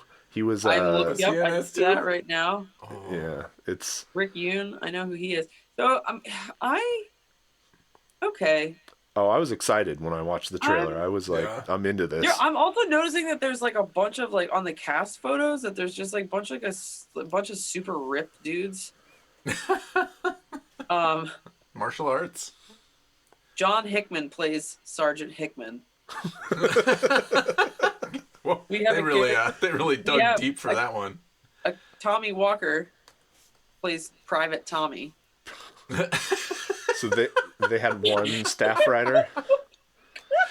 What's your name? What are you wearing? Nicolas Cage's name is Wiley.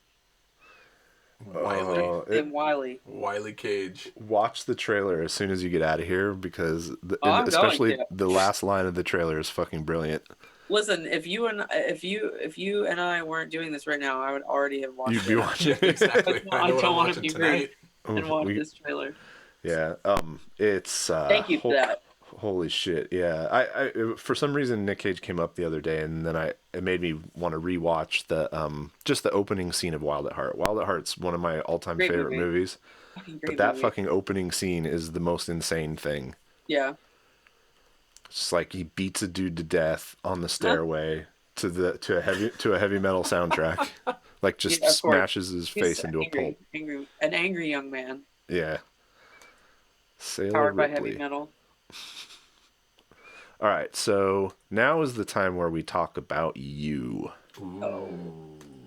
Okay. So I was. What are you up to? I was so excited when this came out. Oh, me too, man.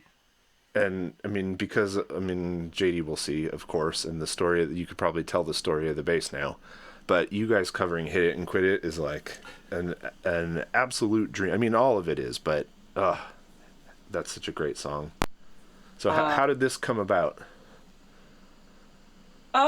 So we were talking with Riff Merchant about putting out a cover at some point. And we were gonna do different songs. I would like to just put out a record of straight covers, so that way I don't have to like make someone print 500 of these every time I want to put something out. But we had just played with Wolfblood, I guess, last year, and we were supposed to play with them again this year, and so we were going to try to put this out and then have the split be released at the show we were going to play in back in June, I guess it was supposed to be. So we ended up landing on Funkadelic, and I think he approached us about doing a Funkadelic song. He was like, that would be awesome. And I was like, well, yeah, if you want to put it out. And he was like, yeah, okay. And I was like, oh, shit. So now we have to do it. But no, he's awesome to work with. And we picked this song after going back and forth on, between Maggot Brain and Funkadelic, which thing we wanted to do. And yeah, then we just decided to do this with them, and their version is much more. Their version's like heavier. Yeah. Obviously, it's like slower and heavy, because the original's heavy as shit too. And then we went like the more traditional route. Yeah. And so I really like that they went the direction that they did, and that we went the direction that we did. I think this is, and they're so good live. Like they're probably one of my favorite bands that I saw last year. So it was really cool to put this out with them.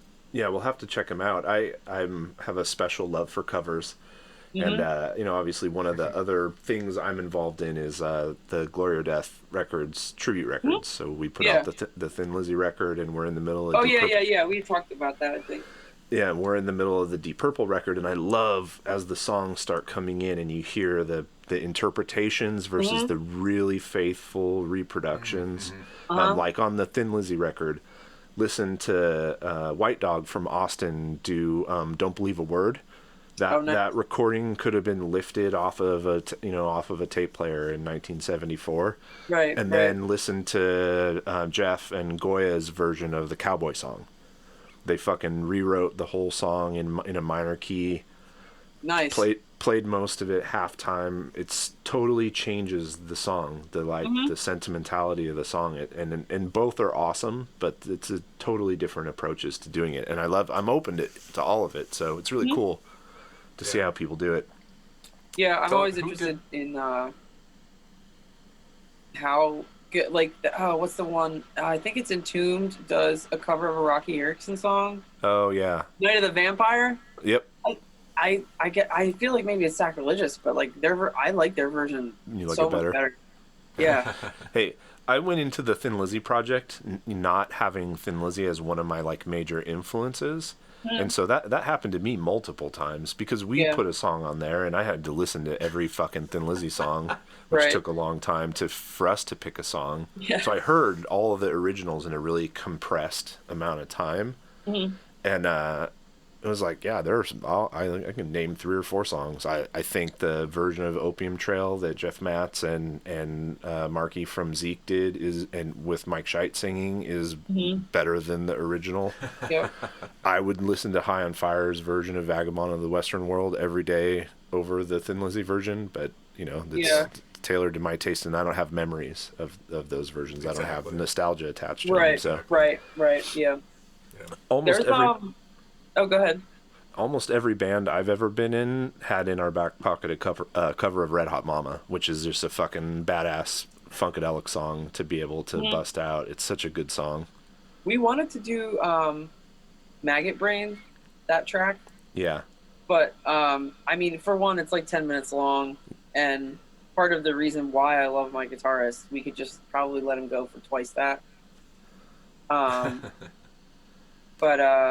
so then we ultimately settled on this one. But we always kind of want to play Maggot Brain for like sound check. Because it's a nice shout out to like anybody out there who's like, oh, nice. Play the whole thing. No, we have to get through the whole thing, and you have to sit here for it. The whole thing? Yeah. No. So 10-minute sound check. Oh, yeah. You're talking about sound check. Gotcha. I haven't listened to your version of Hit It and Quit It yet, but I'm fascinated to hear what you guys did with the vocals.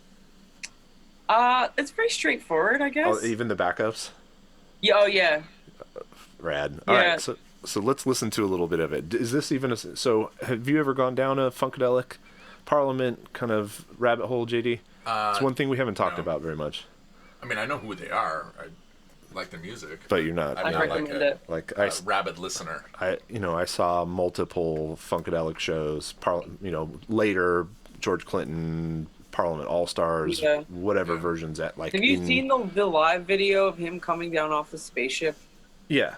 Oh my God! Like why? That's what this world needs. Yeah. I was living in Berkeley in the 90s, and they would play at People's Park, which is just a park in the middle of fucking Berkeley. We'd stumble out of our apartment and go watch them play. No, that's a fun show. Eddie Hazel is an extraordinarily underrated guitar player, too. Yeah, he's so good. Yeah. All right, so let's hear this. Hit It and Quit It by Heavy Temple.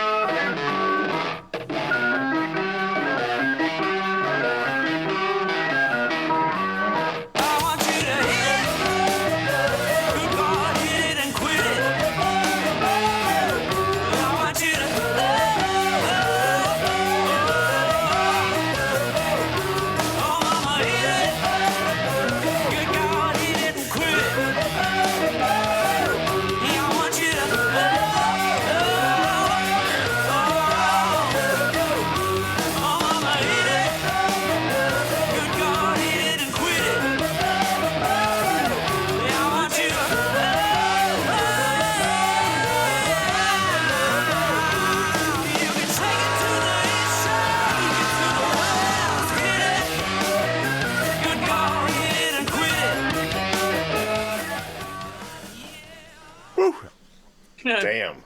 You That's just good stuff. selfishly, you should listen to the guitar solo at the end because he just. Oh, I will. We'll scoot to it. Fuck, that's really good. It's faithful to the original, but you can tell this is like a heavy band playing it. Yeah. Not trying to ham it up and make it heavier where it doesn't make sense, because I don't think that makes sense, because you have to hear the delicate background vocals and the keyboards, and you guys would just blow all that out if you tried to make it super You would lose heavy. it, yeah. And even at the beginning of that track on the original, you can hear like that they just faded the drums all the way down, but didn't actually cut them. Yeah. So we also did the same You thing did it? where you can just barely hear them at the beginning. The only thing we changed really was the end. Yeah. Just because we didn't want to have a fade out or whatever. Or maybe it goes into another song. I can't remember. But many other songs do that. Don't have a definitive ending. There's just like kinda, 3 songs and 3, one track, or 3 tracks, 1 song, whatever. Yeah, I love the like change in fidelity from the intro to when everybody comes in. It was like sounded kind of rough and vintagey, and then it was just fucking big when everything came in. Oh, that's great. Such a good song. So Awesome. where's the guitar solo at? At the end, I don't know. Maybe go like a minute and a half before the end. All right, I think I got it.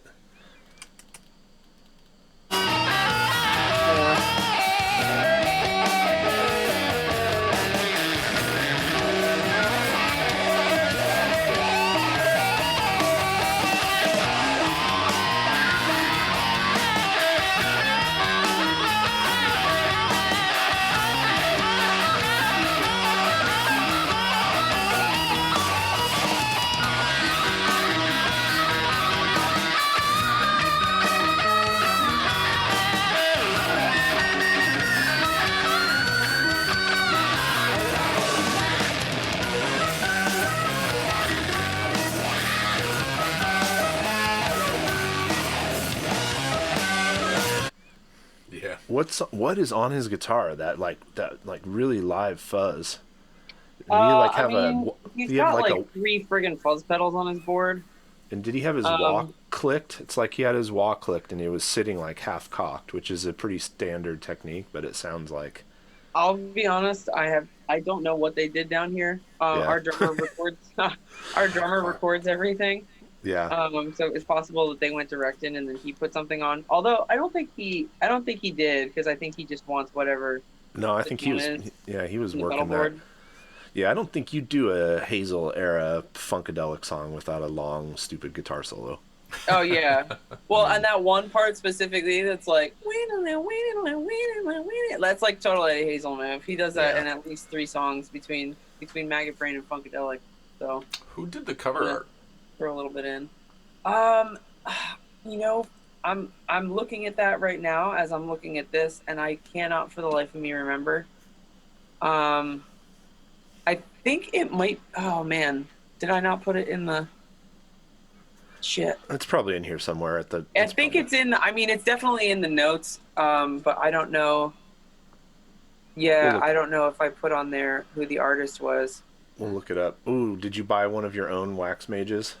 I did. Oh, good. Because if you didn't, you're going to be mad that you didn't. Oh, I know. Oh, dude, our order for the Thin Lizzy tribute got fucked up, and I feel like everything's crazy as far as vinyl probably right now. Yeah, it was our fault, not their fault. So. But I bought one of the wax mages, and I had to give mine up for an actual customer, so that because they're really strict about 25 copies, so I don't own one. I just get to look at the pictures of them. Just get to look at the pictures. But that's the worst. But we then added like a crazy OG splatter version that looks like a wax mage that we got 100 of. There's something about vinyl that I don't know. You just don't, and that's probably why it's been outselling itself every year. But like putting the, I don't know, taking it out and like seeing if there's anything cool on the inside, and like putting the needle on and having to flip the record. And also when you want to make somewhat like, this makes me sound so old or whatever, but when you used to make mixtapes, you would have to like drop the needle and then maybe rewind a little bit because you dropped the needle too early, and like you had to sit through every song when you're making a mixtape, and now it's just like I made you this playlist. Yeah, exactly. Here's a playlist. I spent about 5 minutes slapping it together. Yeah. Yeah, my 18-year-old daughter has a vinyl collection already, and That's awesome. the 13-year-old's getting her first record for her birthday this week. Aww. It's an artist that I've never heard of in my life. No. The one that you said out loud. Which one? I forget the kid's name, but it was like something Crow. Japanese name, wasn't it? Something Crow. No, he's. Oh. I don't know. In the charts on Amazon, when I ordered the record, it was like number 6 in adult easy listening. Adult easy listening. Wow. But it's my older daughter had a genre for it. It's a bedroom goth I don't know, bedroom pop or it's just a young kid. He's like a YouTube kid. Oh, interesting. I'm sure it's fine.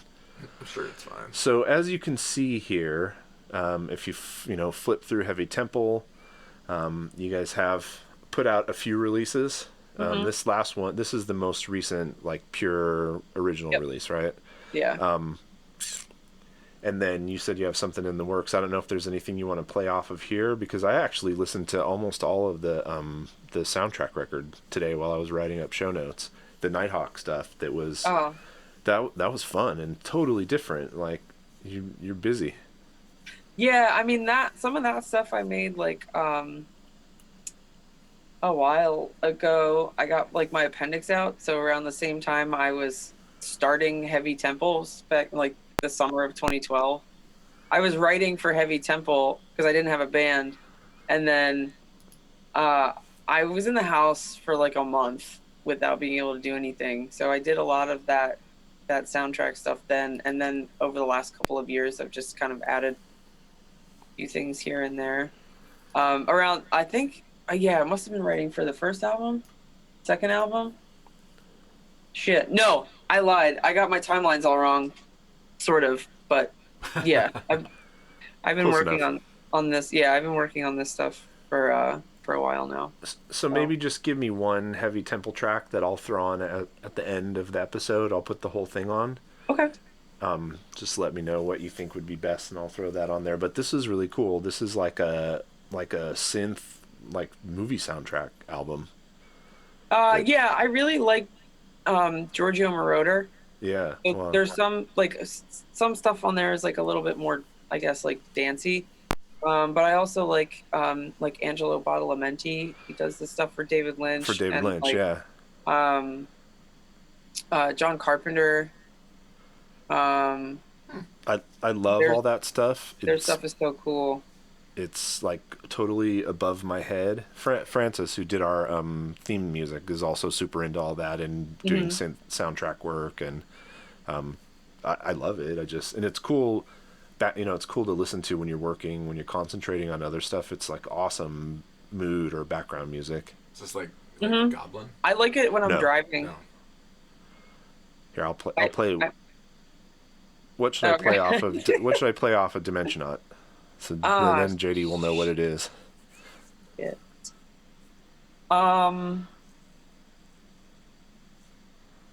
Hotline? All right, let's check out Hotline. I don't know. Maybe that's not like the banger, though. I don't know. It doesn't need to be a banger. We can bounce around.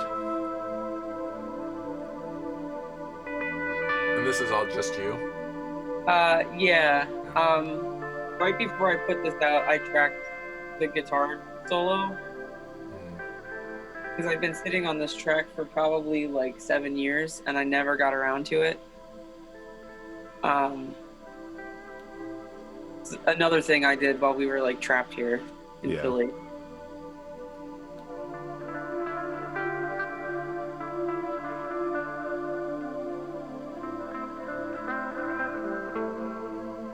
It's just like chill. Really cool. It's just like chill soundtrack music. Yeah, it's super cool. Hand of Doom I liked. Yeah, I wrote for a movie, like a short film that was supposed to be called Hand of Doom that never got made, so I just kept it. It's like the new Blade Runner soundtrack. Oh man, yeah, that's another huge influence, that Vangelis soundtrack. Yeah. just so cool to find out that how many other things people are into, even just within music. And then you have a whole life outside of this. I'm sure I see you do graphic design. I saw a hot sauce bottle that you did the label for. Yeah, that hot sauce is awesome. I wasn't sure what to expect, but it's like purple bag Doritos in a bottle. Oh, the sweet chili ones? Yeah, dude. Those like sweet Thai chili. Those are good. Yeah, so good. So good. Well, I think maybe one thing that, sometimes we ask people at the beginning that I don't think we asked you yet was, like, how did you start into music? I mean, you obviously have your fingers in so many different projects, but how did it all start? I think I started taking piano maybe in like, I don't know, maybe I was like 7 or something. I always liked music. My parents always had music going. And then, like road trips in the house, whatever. I started taking piano, and then I was playing piano and cello at the same time. And I went to college for a year for cello performance, and then I kind of realized that for me a music degree was worthless. Not that a degree in music is bullshit, but it depends on your career path.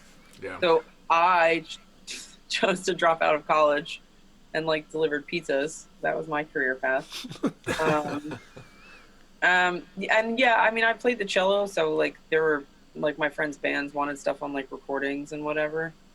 And then I just wanted to get heavier, so I bought a bass. And whatever, 15 years later or something. Yeah. Here we are. Yeah, we have seen some bands actually use cello. Have you ever listened to Graceon? Oh my God. I don't think so. Oh yeah, check out, there's a San Francisco band called Graceon that plays kind of just, I don't know, sludgy. It's just like sludgy, kind of doomy. With the cello. Yeah. That's cool. Yeah, and Jackie has guested. She guested on the last Broom record and played cello on that too. Yeah. Yeah. They're so good. Yeah, it's funny. I started playing bass when I was like 15, but in 6th grade, we got to be in band as a period at school, which was cool. Because I grew up in I'm hearing this a lot. This like, oh, there was always music in the house. My dad played, my mom played. Mm-hmm. My house had no music. My dad listened to talk radio. As far as I know, my mom does not listen to music at all. Yeah.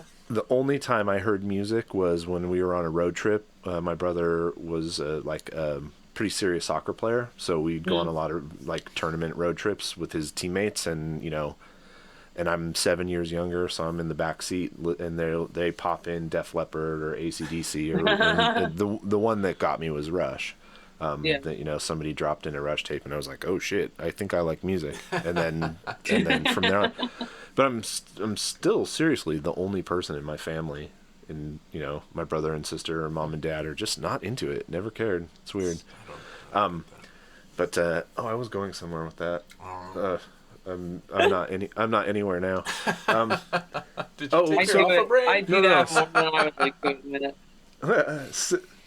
6th grade band, so I wanted to play bass, but you couldn't bring the big double bass home, so you could only practice at school, and so I played saxophone instead, and I hated it. Oh my god, I was so terrible at that instrument. Can you still play? You could just be that. Have you seen that guy that goes around to like malls and stuff getting kicked out for playing the sax part for that George Michael song? Is it the same as the Sexy Sax Man in LA? It might be him. He just like goes into public shirtless and plays. Yeah. He's got like a mullet. Yeah, his name is Sexy Sax Man. Sexy Sax Man. And you can actually hire him to play at your wedding. Really? Yeah. Oh boy. Oh man, I want to like hire him and send him to my old job. Just fly him out to Philly. All right, so we have one last question. We're at the end of a near marathon here. I know. And that is just edit out like half of the shit I said. No way. I'm not editing anything. That's a lot of work. Yeah.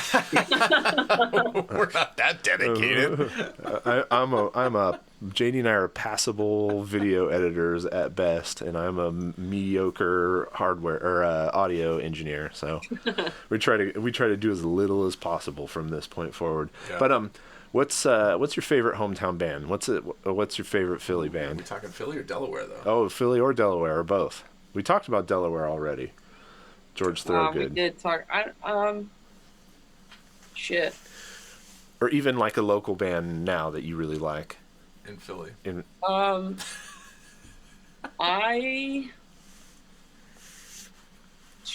Well, I guess I have two that are like in my. I need to see this band whenever they play. And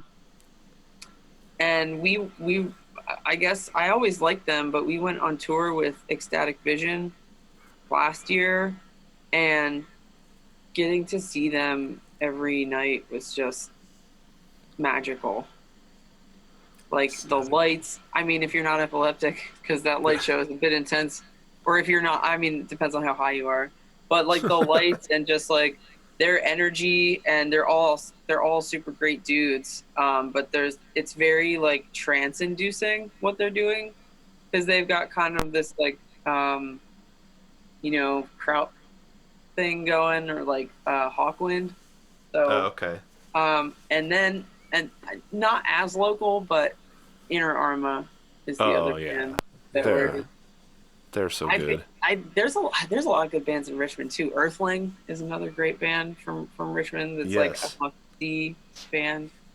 I don't know. Philly has a pretty rich scene, and there's a lot of really good bands here, and everybody kind of just goes to everybody else's stuff and supports. So it's really nice. I mean, we've played shows with bands that I'm just like, are you sure? Like, you want us to, like, we're like easy listening compared to like some of the other people on the bill. But Philly's got a lot of good bands. Ruby the Hatchet, it's awesome. There's this other band that just started called Bloodspore, who are super cool. I mean, High Reaper, Grave Bathers. High Reaper was supposed to come through on that same tour. We were going to play. Yeah. Yeah, those guys seem super cool. There's this band Moros that's killer. Caged. I don't know. I'm just saying. I'm just like There's a lot of bands. Name all local Philly bands. Backwards Payback is from around the way, and they've been at it for a long time. Yeah. Really good people. So everybody. I don't know. People just go to shows here, even if they don't like know what's going on. You just know that you're. It kind of reminds me of like the way it used to be, where it's just like you have literally no idea who's playing, but you know that your friends are going to be there, so you're just going. Yeah, exactly. Yeah, that's what we're trying to build back, what we were trying to build back up. San Jose is tricky because we're kind of trapped in between San Francisco and Oakland, and then like Santa Cruz, and we get boxed out, radiused out from a lot of good shows. Yeah. And so the scene dies because there's just not much going on. And the only real scenes we have are like kind of crust and grind scenes, which is cool because it's a lot of house shows and right. It's which is where we're all going to be doing after 2020. Exactly. Apparently. Yeah. So I'll grab an Ecstatic Vision song and a Heavy Temple song and throw them on at the very end of this for anyone who wants to hear a full Heavy Temple song and some Ecstatic Vision. Yeah. Awesome. Well, it was really cool meeting you virtually and chatting about music for a little bit. Yes. Thank you for having me on. This is a great idea, by the way. So definitely keep doing it. Oh, Thank you. We've had an incredible response in terms of people wanting to be guests and people submitting music. And my experience with podcasts is, if you're consistent and you put out good stuff, you'll find an audience for it. You don't have to fight that hard. So the audience is building every week, but I'm not like spending a bunch of money trying to promote it or anything. We're just let it build organically, and then people will go back to the beginning and listen all the way through, because that's what I do when I find something new. Yeah. And they'll be like, God, they sucked at the beginning. Oh man, those are so hard to listen to. Some of my very favorite podcasts are exactly like that. I always try to make him listen to the Doughboys. If you've never listened to the Doughboys, it's It's two comedy writers who go to eat shitty fast food or chain restaurant food and review it, but review it honestly and try and give Denny's a fair shake or Caro's or whatever. And it's super popular. And now they had been doing live shows where they'd travel to other cities and like let the fans in that city vote for which thing they should do the episode about when they're in town, and they do it with an audience. It's a lot of fun, but man, their first few episodes are so bad. Oh, even, I mean, one of the it is pretty wild listening to like the quality of I don't know if you're familiar with Yeah Dude. Yeah. Oh, yeah. I've been listening to them for like years, and it's just interesting to like, or when you go back and listen to like the first couple episodes of Last Podcast, or like Generation Y is another one that I listen to, and it's always like you can just kind of hear like it's two people, right? So the one guy is kind of like this, and then the other guy's like this, and his microphone's topping out, and well, even like My Favorite Murder, which is probably this. The most popular, one of the most popular podcasts in the world. Like you go back and listen to their first episodes, and I remember Sadie was trying to get me to listen. Sadie's my wife, and I was like, do they ever talk into their mics? I can't listen to this because I can barely hear anything they're saying. Like, this is recorded horribly. Yeah. Well, I mean, all these comedians do podcasts. They don't know audio engineering, and before they like hop on with one of the big networks who will provide you with a studio or an engineer, a lot of people just do it on their iPhone or whatever. Yeah. Or you're just like hanging out in your living room with some mics and shooting the shit. But I thank you guys so much for having me. Yeah, of course, absolutely. Thanks for coming on. And can't wait to hear the new album whenever it comes out. Yeah, shoot me which Heavy Temple song you want me to put at the end. Okay. Just email it to me. All right? I'll send you. I can't remember the name of my favorite Ecstatic Vision song, but I'll send that one to you. Yeah, send them both. Excellent. And send me those lyrics for that Bigfoot rape song. Yeah, I will. I'll just forward you the MP3, and you can go ahead and film yourself reacting to the jujitsu. I'll send that your way as well. the jujitsu trailer, because it's a thing of beauty. Okay. Awesome. Maybe I'll do that right now. Happy Sunday. It was great talking to you. Likewise, you guys be safe. See ya. Have a good one. Take care. Bye. And we are out. We are out. Are we? Yeah, no, that was great. She's awesome. Yeah, completely. That's. I mean, I've loved everybody, but I think she's somebody that you could have on repeatedly. Oh yeah, and especially when we're like episodes 140. Yeah, 500 top guests. 900. No, just such a broad musical taste. I think makes talking about this stuff a lot more interesting, because they can just go in lots of different directions. Oh, completely. All right. Well, thanks everybody for sticking in with another episode of Sticking In. Look, I'm on that Bigfoot. I'm on that Bigfoot song right now. I'm thinking about Bigfoot, huh? Actually, I'm in the middle of thinking about the contents of my fan fiction. Ooh, yeah. All right. Well, thanks everybody. Thanks everybody for sticking it in. Wait, what? Sticking it in to another episode of. I just added the it. Blynd Submyshynz.